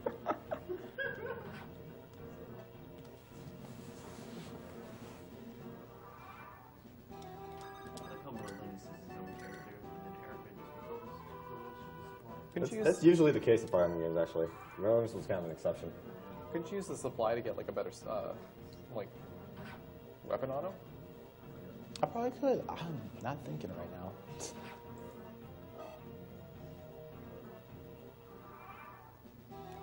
I should have saved the silver lance for this part. There's a port. There's a port. There is nothing. There is nothing at Oh all. man. Yeah, that's all I have. Damn. He is very hard to hit. Even if I get something good, like a silver lance, I'll still be at like 40-something hit. He's just that hard to hit. Yeah. All right, better kill Basla. Again.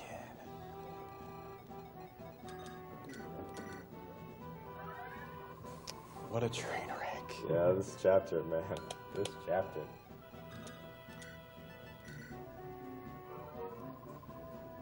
We have a $50 donation from Thomas Johnson. AGDQ has always been an amazing highlight of my year for the last 2 years now. It's only made better by Silex's distracting legs. Let's show Cancer who's boss. All right. Yes, one more. One more hit and he's gone. Well. I am very surprised. I'm not going to say it.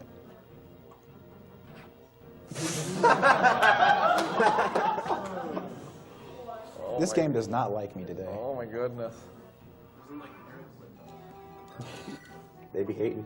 Oh, man. Game's hating so hard.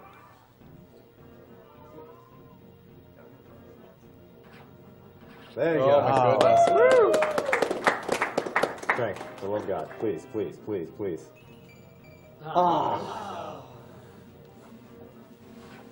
After all that.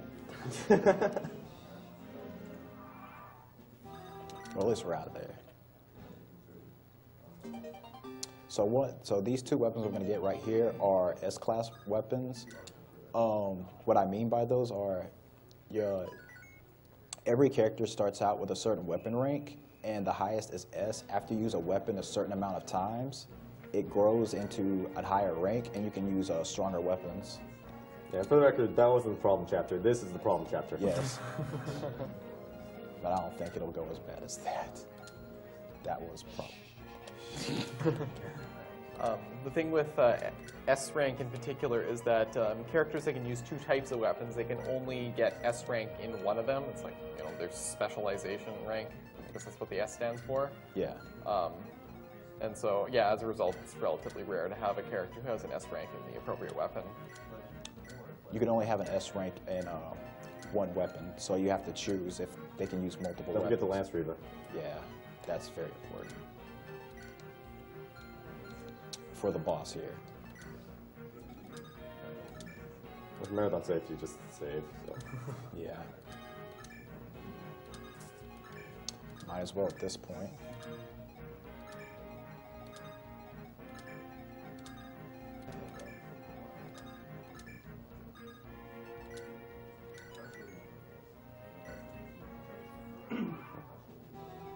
So this is a desert chapter, which is notorious in Fire Emblem for being tough because they... Formation. I didn't equip Dazzler with a Sword Reaver. Oh, yeah. Yeah. He needs them for one of the mercenaries up there.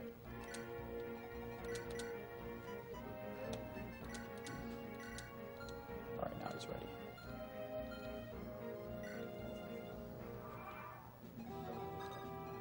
The sand reduces your movement, the number of movement spaces you can do for everything but magic users, if I'm not mistaken. Yes, correct. Yeah. Which I always found strange. I think they justified it in like 7 or something, saying like the sands were like magical, so it helped the magic people. But yeah. Just because they were relying on Well, I mean, so are like archers and thieves, though. Oh, I guess thieves aren't in.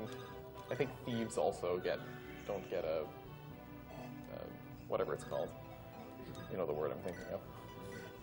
Penalty, yes. Yeah. Yeah, it's pretty important I kill that guy. We have a $50 donation from Lord Zadok. The strats I see in all of these runs constantly blow my mind. Keep up the good work, runners.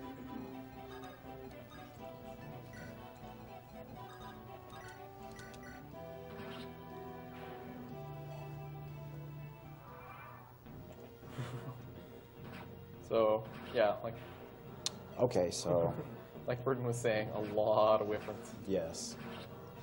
Okay, so at the bottom right there, that is Valter. He is very, very problematic in this chapter for a few reasons. Yeah. For one, for the class he has a certain ability called Pierce. And if that activates, it negates my defenses completely if he hits, which is very, very problematic. But I have a Lance Reaver with me, which will help me dodge his attacks by a lot. And on the other hand, I also have the fact that I have to beat this chapter in a certain amount of turns, or a lot of units will come in reinforcements. I think about 15.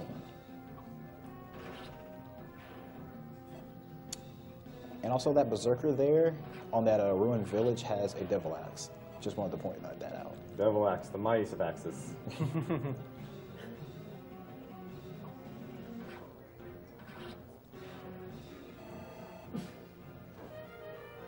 Wow, it broke? Does he have any? No, he does not have anything else. Well, Erica's around at least. Yeah. Nice.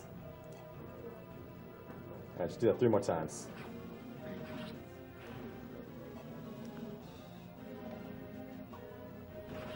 Nice. My lord. So the thing about Erica in this game is, unlike in 7, where there's actually a dedicated unit that represents all of your spare items in like a convoy or something, it's just Erica now. So she's actually the strongest person in the game. She's just spending most of her strength carrying every single item that like nobody in your army's carrying. Oh, you have to give it. Yeah. Okay, sorry. Right. All right, that works. Okay, so another good thing about thieves are in these desert levels, they're known to have hidden items under the sand. And if a character walks over it, depending on their luck stat, that'll be the percentage of them digging up that item. But if a thief goes there, it's 100%. So that's why it's really useful to have a thief around for this chapter. And what I picked up there were the Swift Souls, which increased the movement of any character you use it on by 2. And I will be giving it to somebody in the next chapter.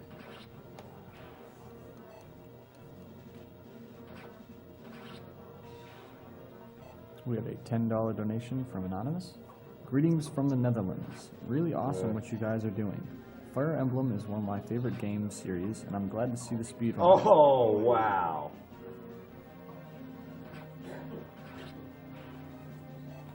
What are the chances?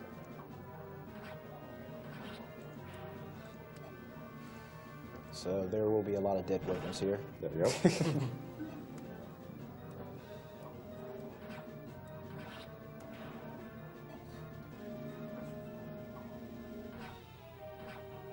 Oh, Okay. man. This is why those strength levels are so important. Yeah. Oh, my And goodness. he always dies here. That's... Another thing is that boss right there has a Hoplon guard, which negates all criticals. So even though I have an Excalibur, which is known to have a really good crit rate, I could not crit him, which sucks. Yeah, they've completely surrounded me, but it doesn't matter.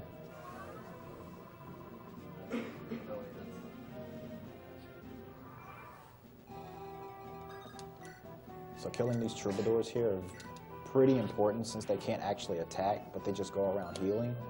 So it's really good to actually focus on killing them if you can. Now you crit them.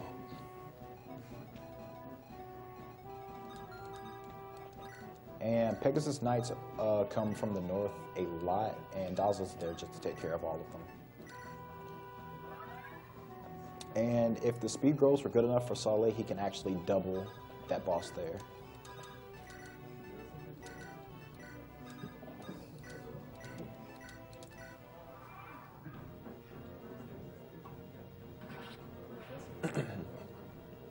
We have a $20 donation from Gwimpage. Oh, okay, cool. Let's get the strength and speed, Steph. Shoutouts from another FE runner, Franker Z. Oh, nice. Hit him. All right, no, please don't get crit. That shaman right there actually has a Luna, and for anybody who's played Fire Emblem, they know Nice. how crazy Luna actually is. Yeah. There's always like that one broken dark magic spell. He actually hit me. This is why I gave him elixirs. Yep.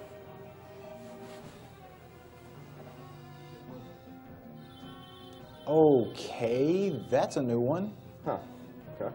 That one actually does have a sleep staff, but using it on the thief? Why?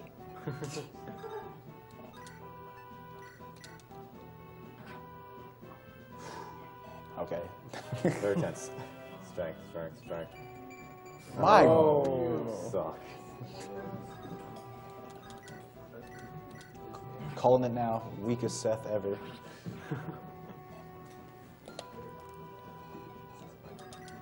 how I feel about Joshua every single time I play. He actually has good strength compared to most Myrmidons. Yeah.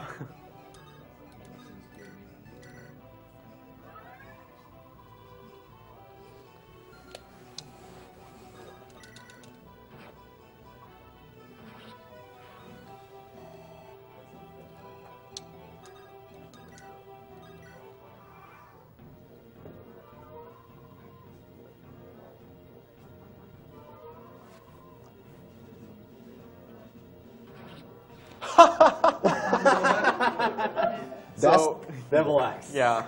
You want to explain it, or? okay. So pretty much the Devil Axe is a special weapon. It has Yeah, special. extremely high attack power, but the drawback is you can actually hurt yourself with it. And as you've just seen right there, he just killed himself with it. For the people who don't know, if you want to, you can look on YouTube for a video called Hector Kills Himself by hitting a wall. And it shows a video of him using a devil axe to break a wall, but he hits himself and kills himself.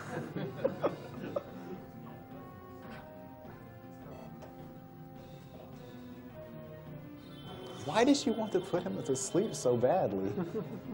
He's determined.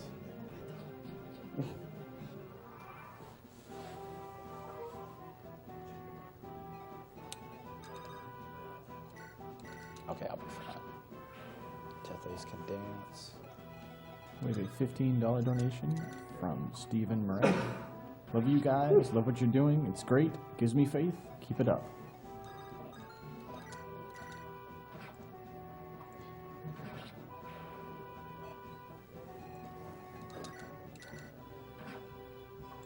And usually he's dead in like 2 turns, but weak Seth. Yeah. Yeah, it's not worth risking it.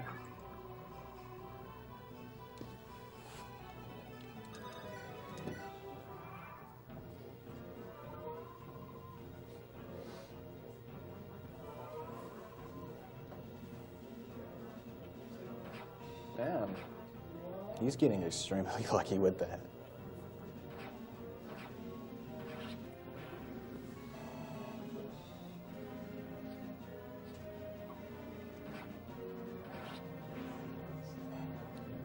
Just want to remind everyone that all the money that you're donating is going to the Prevent Cancer Foundation. It's a nonprofit foundation in support of cancer prevention, research, education, advocacy, and outreach programs nationwide. The marathon is hosted by Steam Demos Archive and Speedruns Live. Speedruns Archive is a premier community for video game speedruns. And Speedrun Live is the best site to race video games online against each other. That was every one of those was actually very, very tense. Because Volter has an ability called Pierce, which activates much more than it should, and it ignores defense, so Seth could have easily died at any point there. Okay, that's 3 uses. You can't do that anymore. Was it worth it?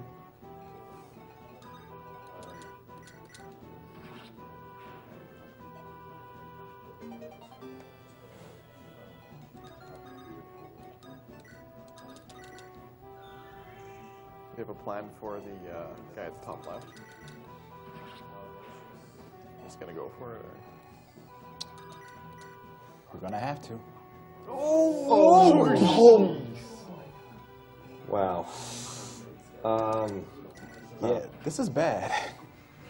83 hit rate. Damn. Okay. All he has to do is die. He's the last one. Oh man.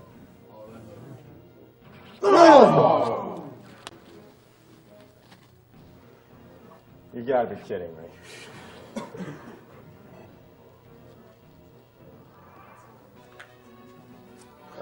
that victory music. Yeah, there's no victory in that. Oh, what's my time right now? 138.02. Okay, I'll keep trying, but I don't know.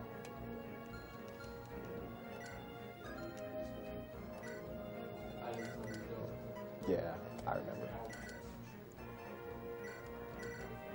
Wait, why did I? Whatever. Sort of.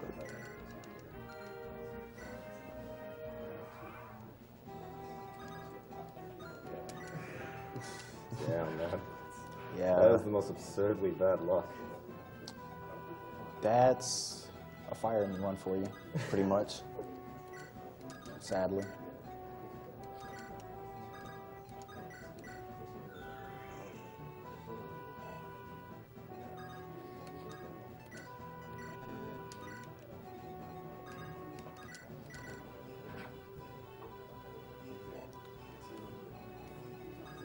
We have a Do $20 you want to reset donation. because you missed that sword guy? Like, is that No, it's normal? okay. It happens sometimes. Like, if that doesn't happen, the hatchet usually doesn't kill him in one turn. So I don't really rely on that to kill, for him to die. We have a $20 donation from Anonymous. I'm so happy to be using my last week of winter break to be watching this marathon. This is my 7th marathon, and as always, it is a great to watch. Not just for the amazing play, but also seeing the generosity of people as well. Yeah, there wasn't a ton of win after this, but Yeah.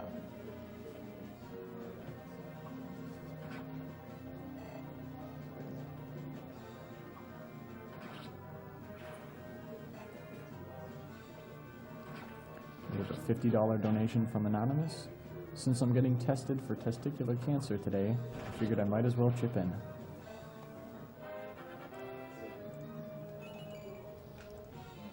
luck. That's actually pretty good.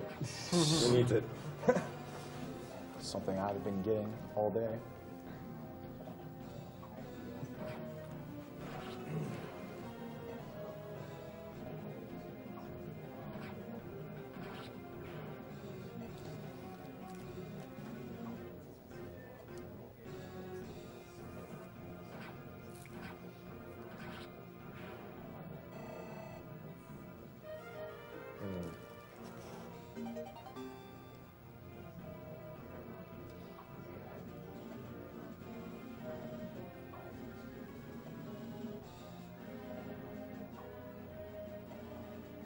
Wait, he doesn't have a javelin on?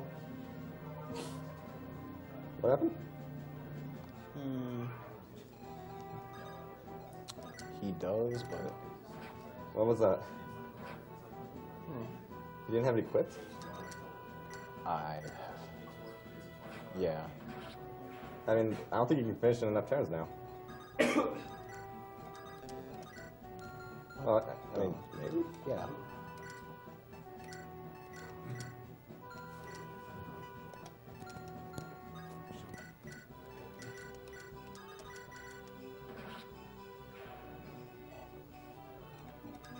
Yeah.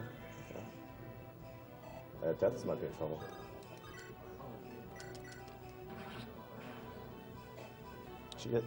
I don't think she dies in one hit to though.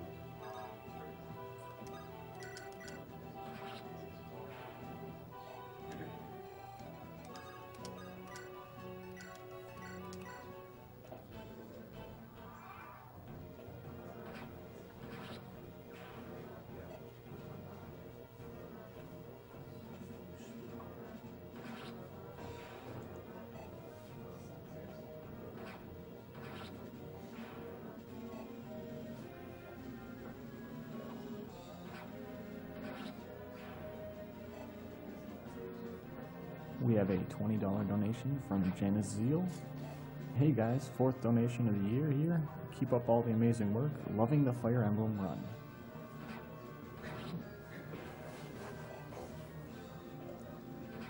Have a $20 donation from Sniper Denning. I have a message from Lord Magal. I await you on the Dread Isle.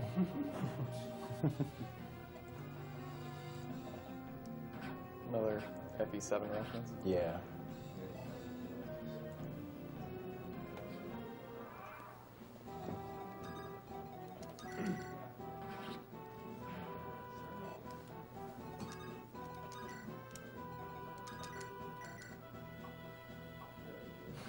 Oh my goodness.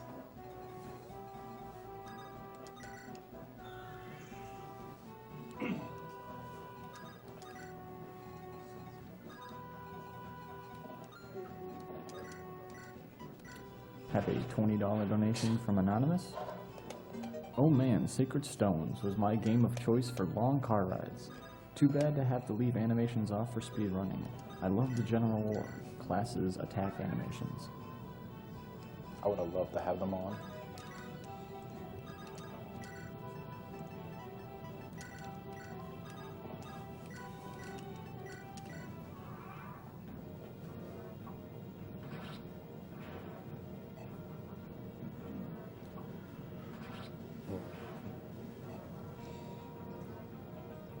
We have a $15 donation from Bjorn Van Hermit. Had to donate while one of my favorite games is played by someone wearing a cosplay of one of my favorite characters. Stay cute and classy. Okay. Go.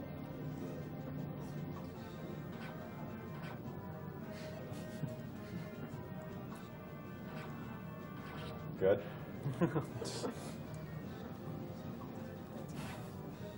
Good.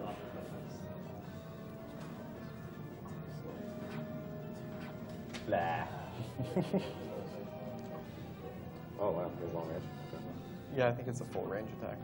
It's Eclipse. Yeah, I didn't know.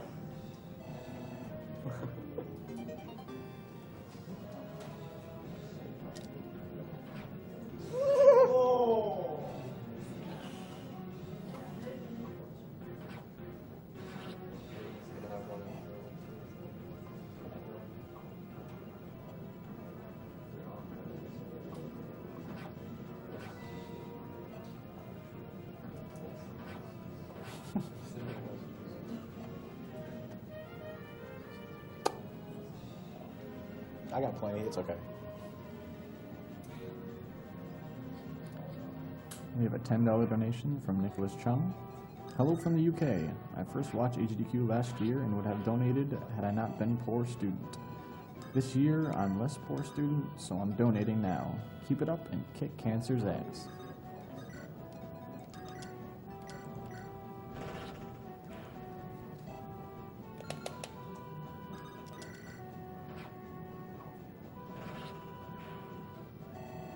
Last minute criticals. Alright. I got real scared there. YOLO, screw it.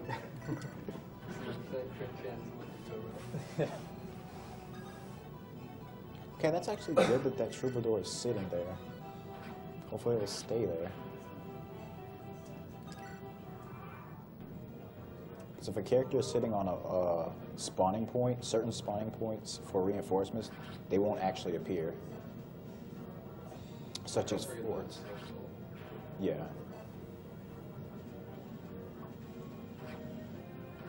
Yeah. That's usually an effective strategy in chapters where characters spawn, is to put your units on top of them or force enemy units to stay on them. Typically spawn points are forts in stages like this, or stairs in like castle stages and things. Okay, Seth got hurt a lot here. Again. Man, that accuracy. It's not very good accuracy.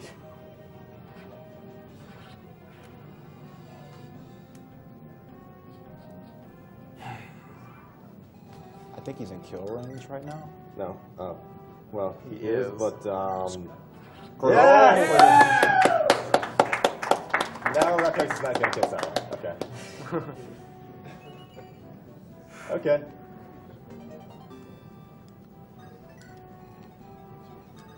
They are both so aggravating. We have a $10 donation from Tarkus. I Yeah. feel obligated to donate during Fire Emblem because I love Fire Emblem. Hopefully you guys get enough to do a triangle attack on cancer. Keep up the good work.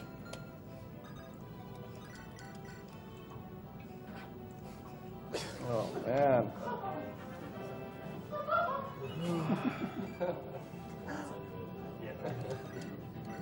You get an A for effort. Do you have any means of recovering Seth at this point? You have to. What about that? Is the shaman going to be a problem here? Actually, he will attack. How about he uses Calypso? He has Nosferatu too as well.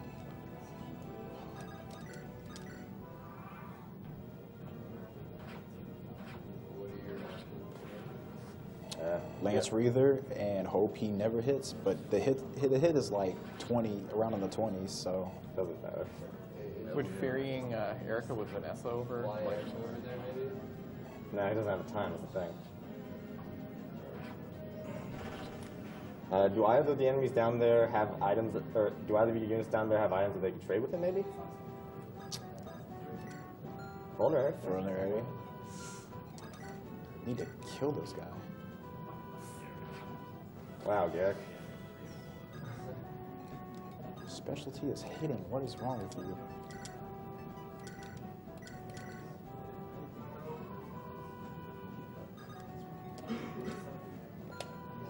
Okay.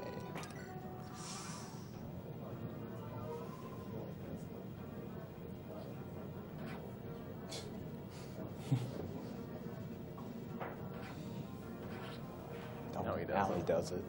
That's actually okay, I guess. You guys 4 on that last rifle? Should be enough. It's enough to take him out. More than enough. Wait, I didn't. Oh. Yeah. Wow. Man. This is such a drag. Oh my god. Oh my god. Well, this is embarrassing. Okay.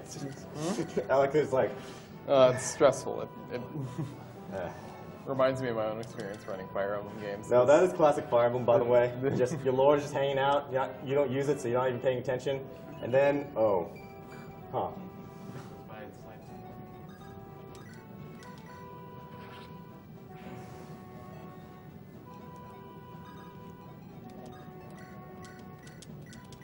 That's not happening this time.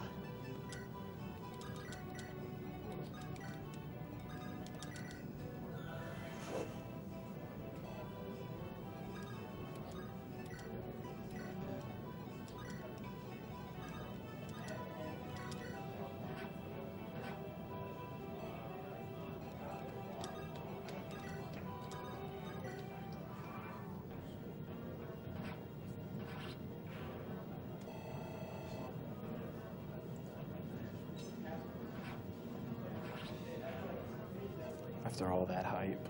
Wow. That's the most embarrassing way. Yeah. Yeah.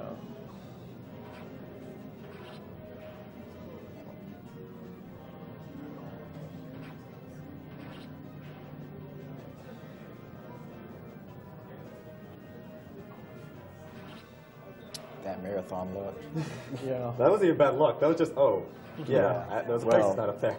Not that. I'm really talking about Seth. Yeah. Well, Seth's strength is that of That of an average person, which is Yeah, unfortunately which is- not enough. of a non-Seth individual.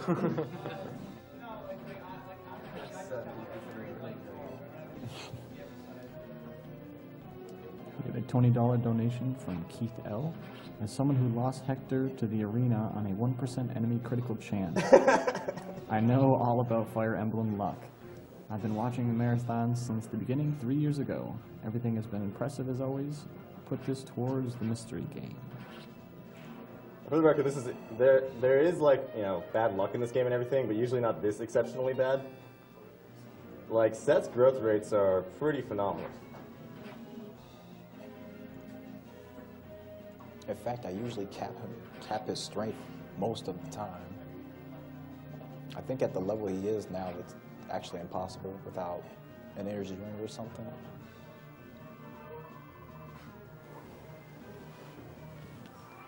When we mention capping, each class has their own specific maximum number that each stat can have. So it sort of provides a bit of a limit on how good a given character can be. Because of the random growths, a character could just get +1 on every single level, and so starting at level 1 and going through both promotions to level 20 would mean a character could have like a strength of 40, which would be kind of broken. So that's the game's way of kind of balancing that.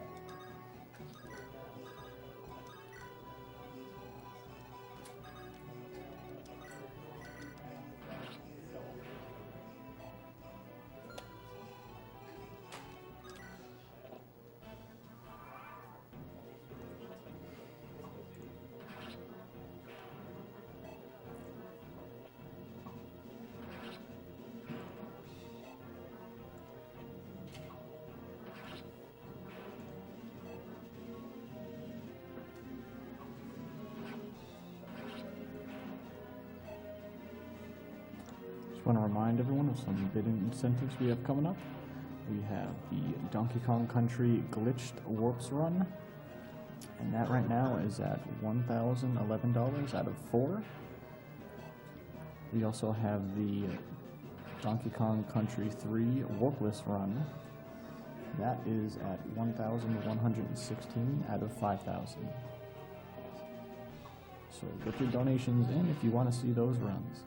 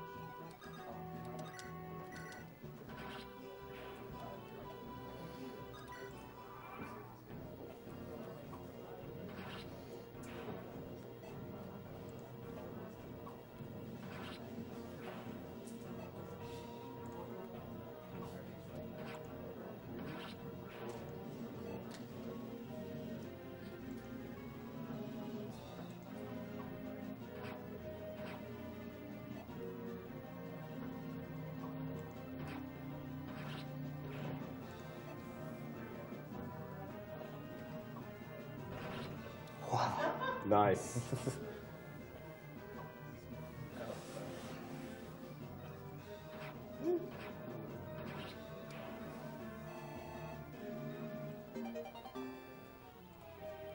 I'm really surprised he hasn't gotten crit yet.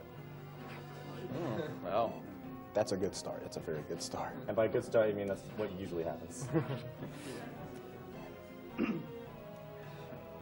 Coming up next, we have the Secret of Mana, and we have some incentives for names for that. For the boy's name, we have in the lead Mr. MV with $970. We have Ed with $150, and we have Ash with $60. For the girl's name, we have Rias in the lead with $626. We have Papaya in second with $240. Misty with $115, and Ed with $90. Right, make absolutely sure that Eric is in okay position. Yeah, I'm not gonna make that mistake again. Okay. I'm not gonna. No. yeah, Yeah. don't. No. I Don't never trust it. Yeah. The game is not on our side today. Never. Ooh, okay. Oh, that's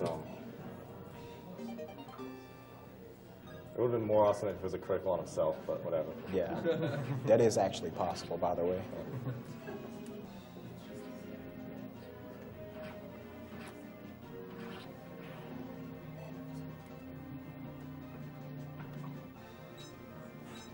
All right. Go calm. Get it in, Cole.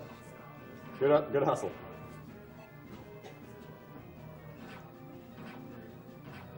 Whatever. At least you know it's right. Well, he'll be dead next turn. Maybe. Well, maybe.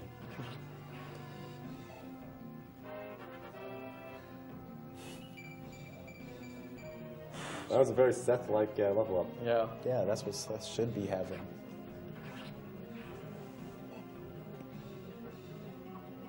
We have a $25 donation to Cyberbot X. Good luck to Bertin from over here at the donation station. Could have used that earlier. Don't let the RNG get you down.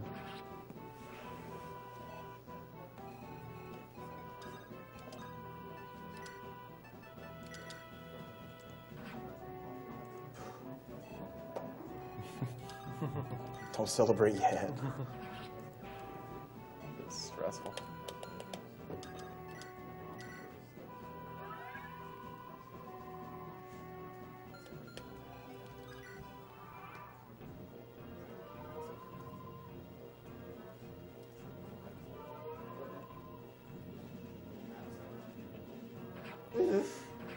Oh no. What a jerk. No. Okay, he'll be dead next turn.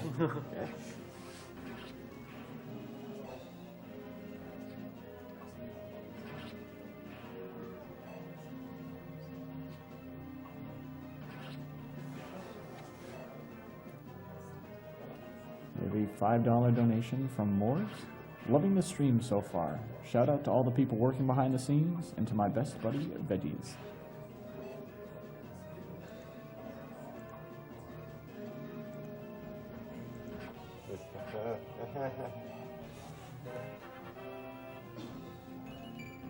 Yeah.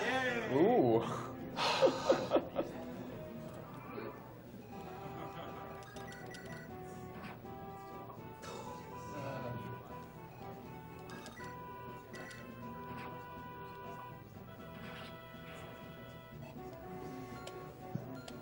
Heal him, I guess? Yeah. Okay. No, Now no. there is a Pegasus Knight up there, just, FYI. I don't think they can reach him, so I think I'm good.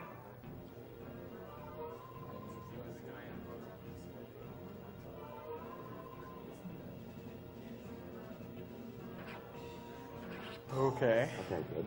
That's one.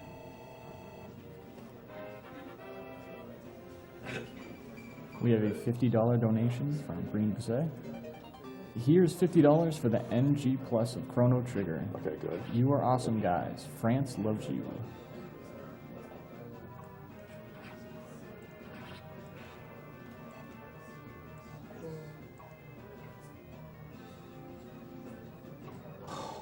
Yes!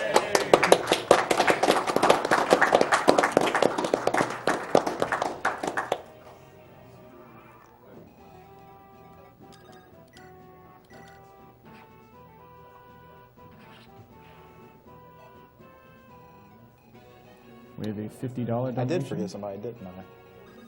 It's okay. You still have a turn, or? Oh my god. Oh my god. Oh, you messed up. Oh, and Ephraim is down there. Okay, so I'm in big trouble. That's why I wanted to beat it in a certain amount of turns, right there.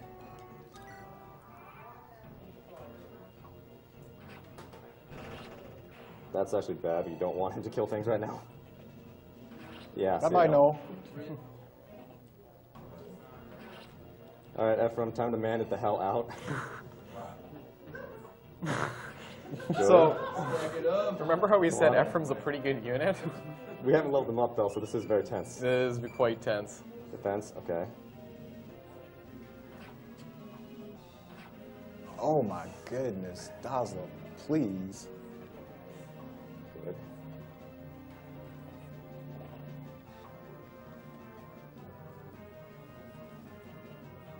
They just keep coming.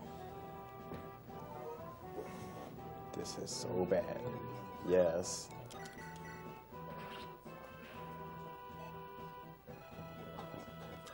Need heal here. Yeah.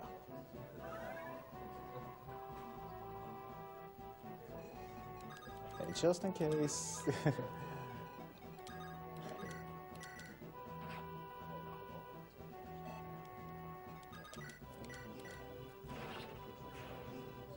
This is resistance.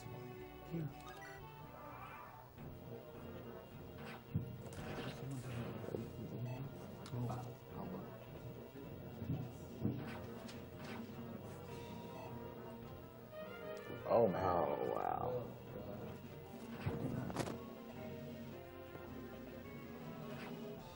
Well, thankfully, yes, resistance.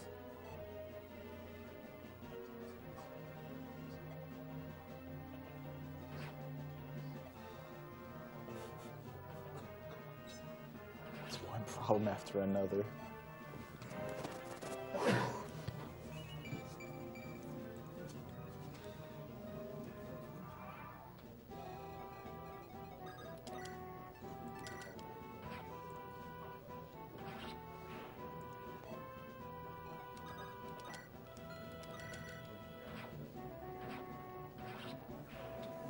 We have a $100 donation from MTS.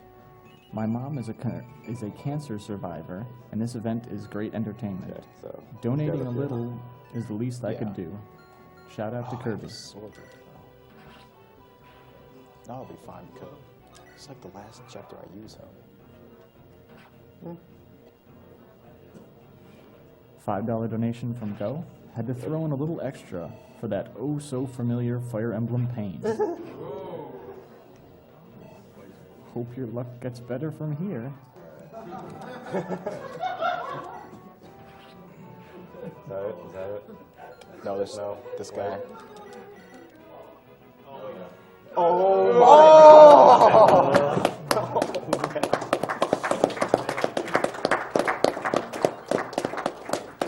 Wow.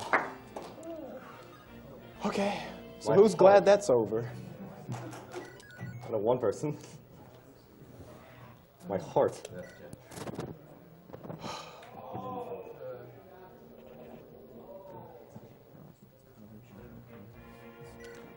Time. There's actually quite a few. If you actually need to kill it, we can do that. Like I've had terrible luck here.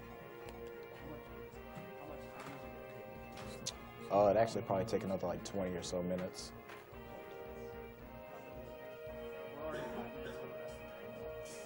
Yeah, I don't know. Like if you really, really need to, I can do that.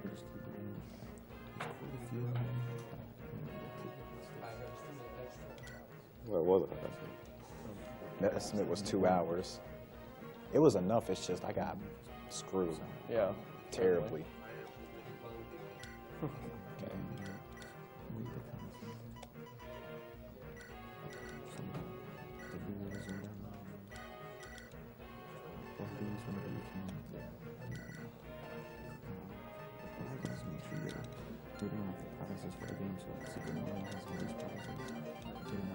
For the sake of interest, suppose explain what's going on here. Mur is a unit called a Manakite, or what's the Japanese name?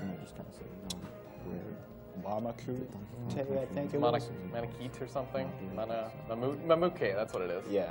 And she basically has the ability to turn into a dragon. She only has one weapon called the Dragonstone that has 50 uses, but she's incredibly strong and has like almost 100% growth and everything. So she's an extremely strong unit if used correctly. Her one drawback is she only has 5 movement, which is why the Swift Souls are very useful. But in her hands, she's basically a walking tank. Once you get her leveled correctly. Well, once you get her leveled correctly, yeah. She starts out at level 1, so she has 20 chances to get stats, and she almost always gets at least 15 in each stat.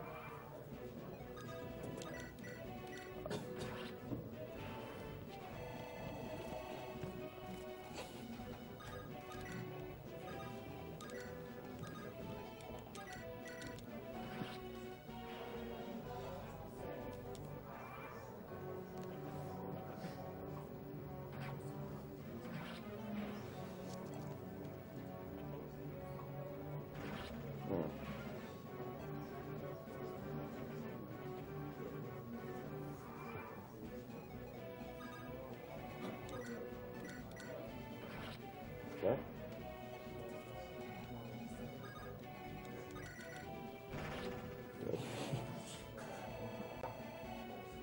And she also almost always gets 100% like 100 EXP from each kill that she makes, so she levels up rather quickly.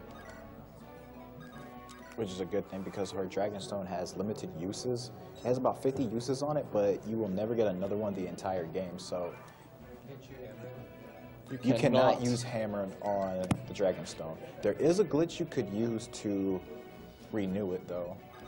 There's also an interesting glitch where you can steal, it's not in this game, it's in 6, where you can steal Dragonstones from other enemy units like her for the equivalent character in that game. Unfortunately, she's the only one of her kind in this game. Is that the trade with an enemy kind of Something like that. It involves berserking a thief. No, I'm talking about this game. Oh, in this game? No, or maybe. I'm not sure what the hammering for this in this game is. Is there a dragon stone in the secret shop? No. Sadly.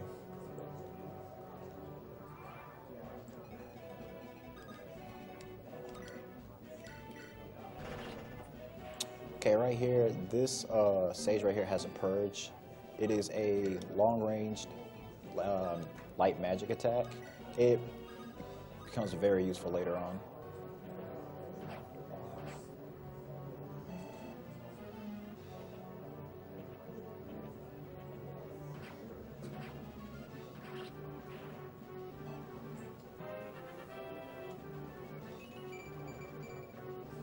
Yeah.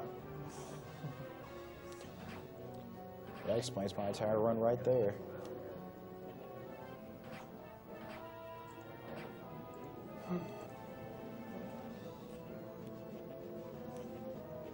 So these guys.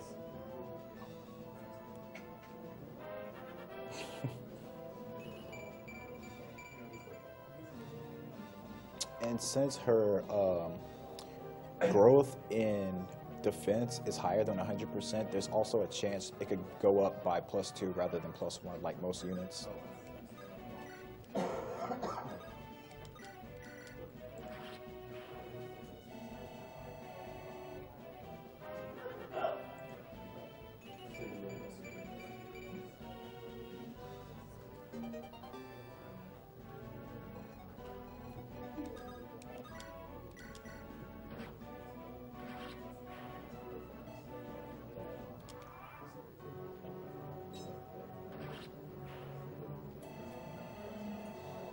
And the funny thing is, the AI sees her as a very weak unit, no matter, like, based on her base stats, not the stats that she actually gets from the bonus of her Dragonstone.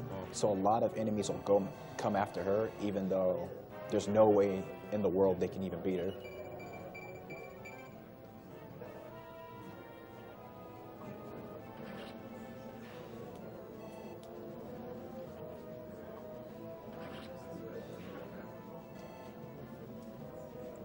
I'm very surprised he didn't get hit either of those 2 times. Most games got 30 bucks sometimes.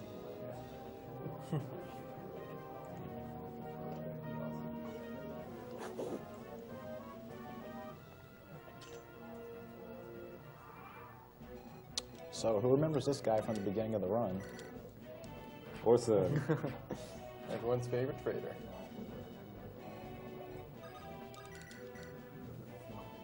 Oh. Well. Huh. Like, I mean, basically he's gonna die now, but... Huh. Okay.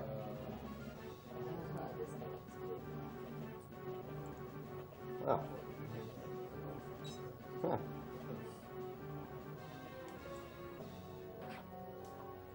Wow. What the hell?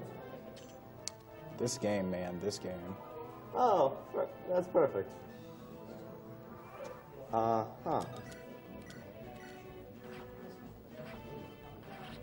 There we Okay. go. That's good, that's good.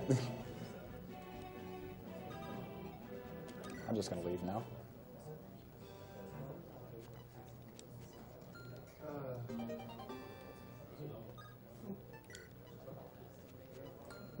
2 items you're getting now increase the class of Ephraim and Erica if they're above level 10.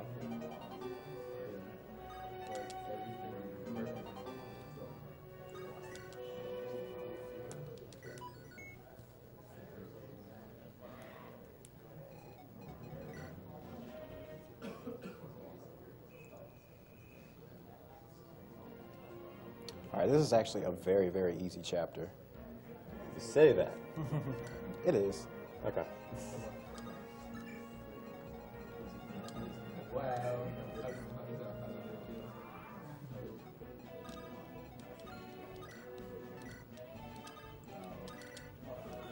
The other really nice thing about the Manakite class is that it's actually flying, so it isn't encumbered by any kind of terrain hindrances. The bad thing is they're still classified as flyers, so if someone with a bow comes up, they actually do get the damage bonus, as if it was a Pegasus Knight.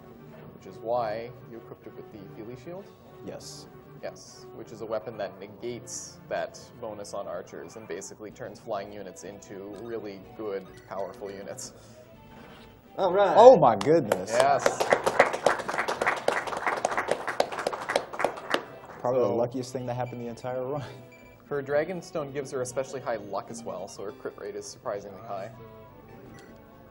Yeah, shouts to Leon. Does that chapter usually go that fast? Yeah, it's just a defeat boss chapter. Yeah. Also, at the end of these chapters, he's getting some of the double weapons, which are basically just sort of the most powerful weapons for each class of weapon in the game. And the final boss is basically extra vulnerable to those 8 weapons plus the Dragonstone. But since we have Myrrh around and she's better than pretty much anybody else right now, that'll be the main way to kill the final boss.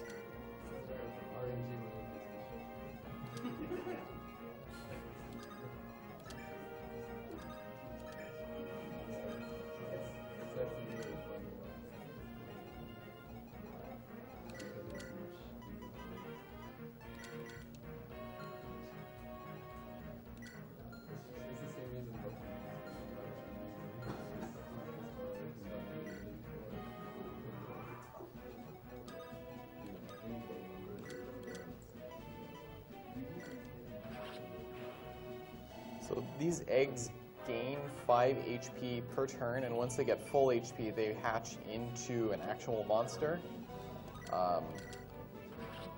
This is a common thing Intelligent Systems likes doing, is having a map that seems like it's easy initially, but the enemies will get harder and harder as you go, so you have to kind of rush them down as quickly as possible to beat it.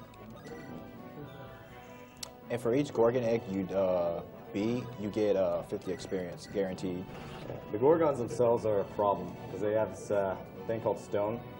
So they can petrify you, which makes so you can't move anymore, but also you lose all evasion. So, yeah, it's a problem, More troublesome version of sleep. basically. Yeah, because if you're asleep, you can actually avoid things, which is kind of funny, but Yeah, don't ask how that works.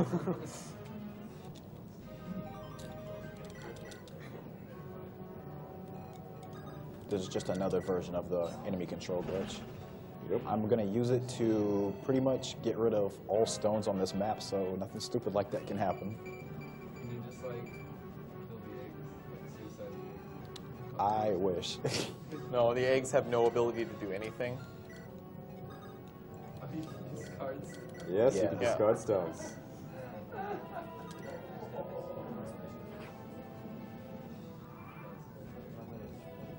Well, yeah, because I mean, basically the only difference between the enemies and you is that they're set to enemy, so.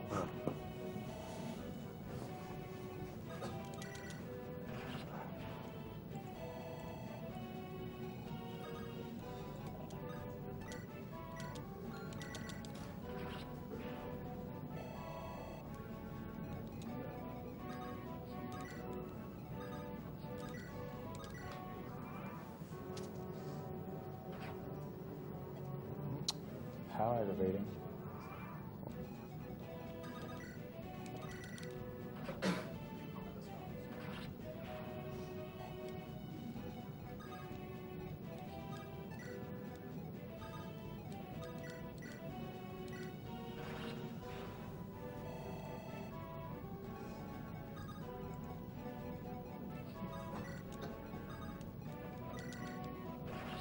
Okay.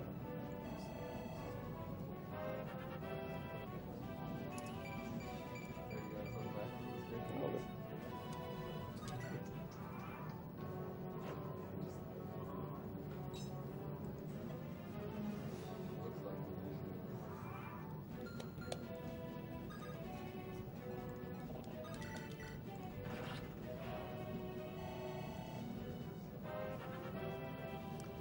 So yeah, the other thing about the guaranteed 50 EXP is Hey, it's there we guaranteed go. 50 EXP for anybody, including a unit like Seth, who normally gets only like 6 EXP for killing an enemy. So this is actually a really good chapter to power level your already really strong units if you're fast enough, which is again another reason why mounted units are the best, because they get there first. Yep.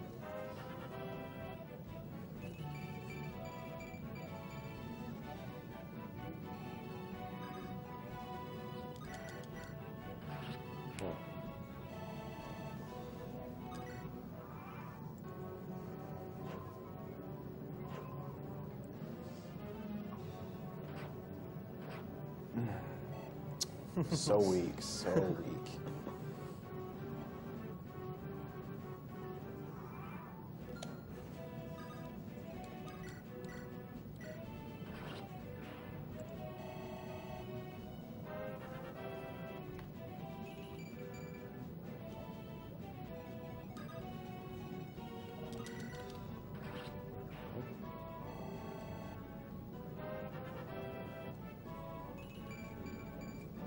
Man, We can Seth confirm? Yeah, Pretty definitely. much. What's average strength? I usually have him around 23 or 24 or even capped by now, because this is usually the map where he gets to level 20.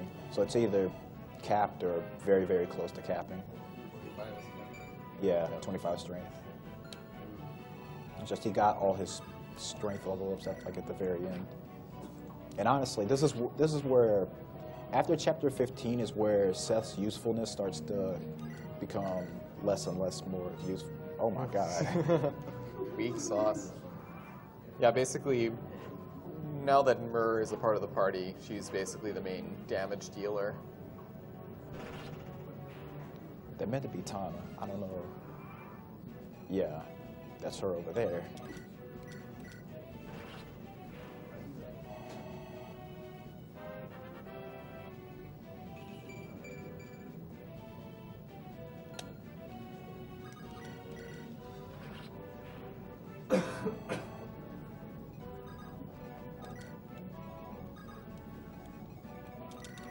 But that's why having those stats are so important. And I guess this run will give you a very good example why.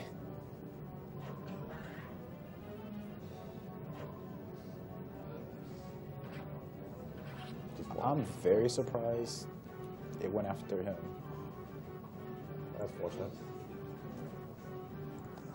AI is just so weird in this game. They're usually supposed to be programmed to go after the weakest unit or the one that's pretty much a guaranteed kill for them. But Nice, last javelin. Yeah.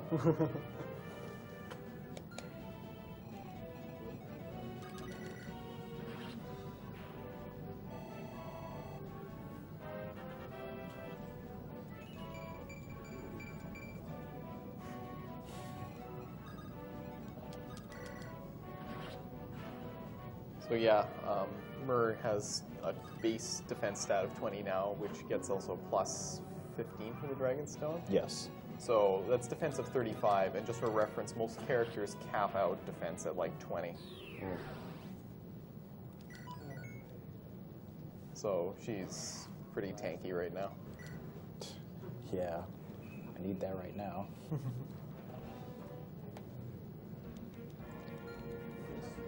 Positivity, people, come on. We got this far. It's true. Yeah, no, if you want to decrease your life expectancy, run Fire Emblem.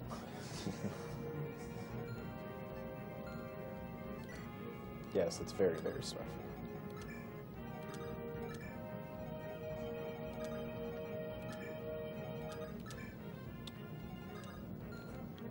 Check use. Oh.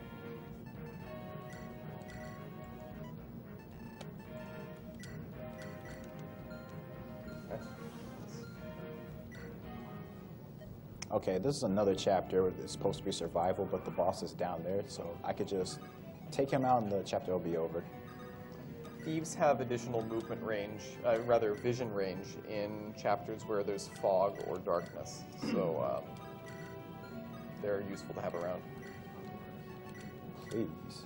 Good. I never understood how you're supposed to keep all the green guys alive. You don't. You Well, need it's- something for doing so. Yeah, because there's allied units as well, and yeah, like you said, there's a bonus for keeping all of them alive.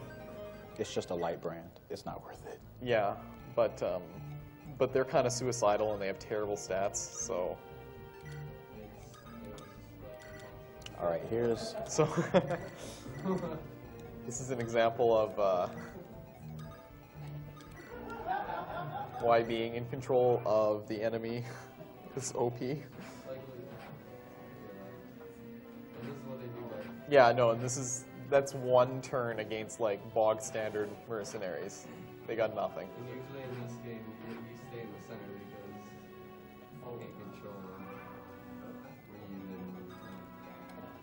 and this is a chapter where I lost full Deserter Ross to. all right. Nice. Yep. Yeah. So like we weren't kidding when 14, 15 were like the hard chapters. Yeah. Yeah, 19 is like the hard chapter in the whole playthrough. Yeah, no, casually playing it's quite tense because those enemies are very, very strong. But yeah. And they just never end. Yeah, this chapter is pretty dumb to do in a speed run. If just one thing goes wrong, it can be just all over easily. So I made a safe strike here. Hopefully that plane doesn't get destroyed either. But this is the... It's that rain, right? Yeah. I don't know what I was thinking there.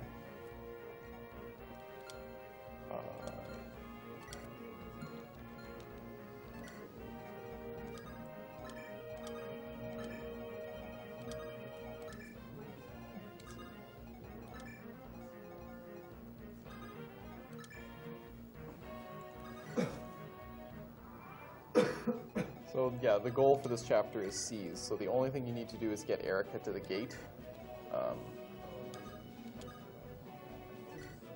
Yeah. Which means minimal fighting is preferred. It won't happen though.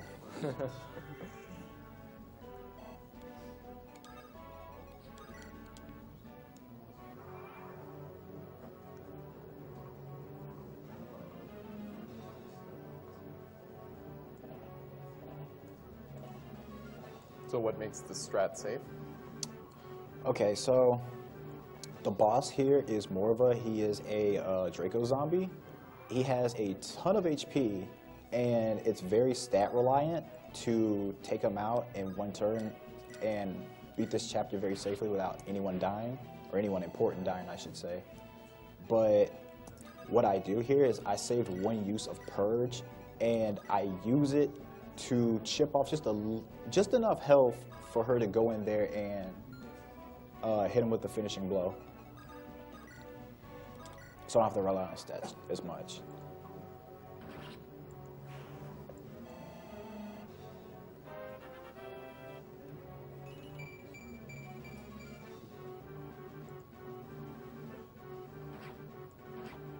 Wow. Oh yeah, I have equipped with Purge.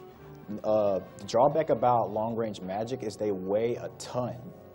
So with mages not really having good constitution in the first place, it lowers your speed dramatically, which means you will probably get doubled by a lot of things. Are you kidding me? Yeah, that was my fault. We're way overestimated. Okay. Kill it. Kill it. Oh, all right. All right. As well. All right.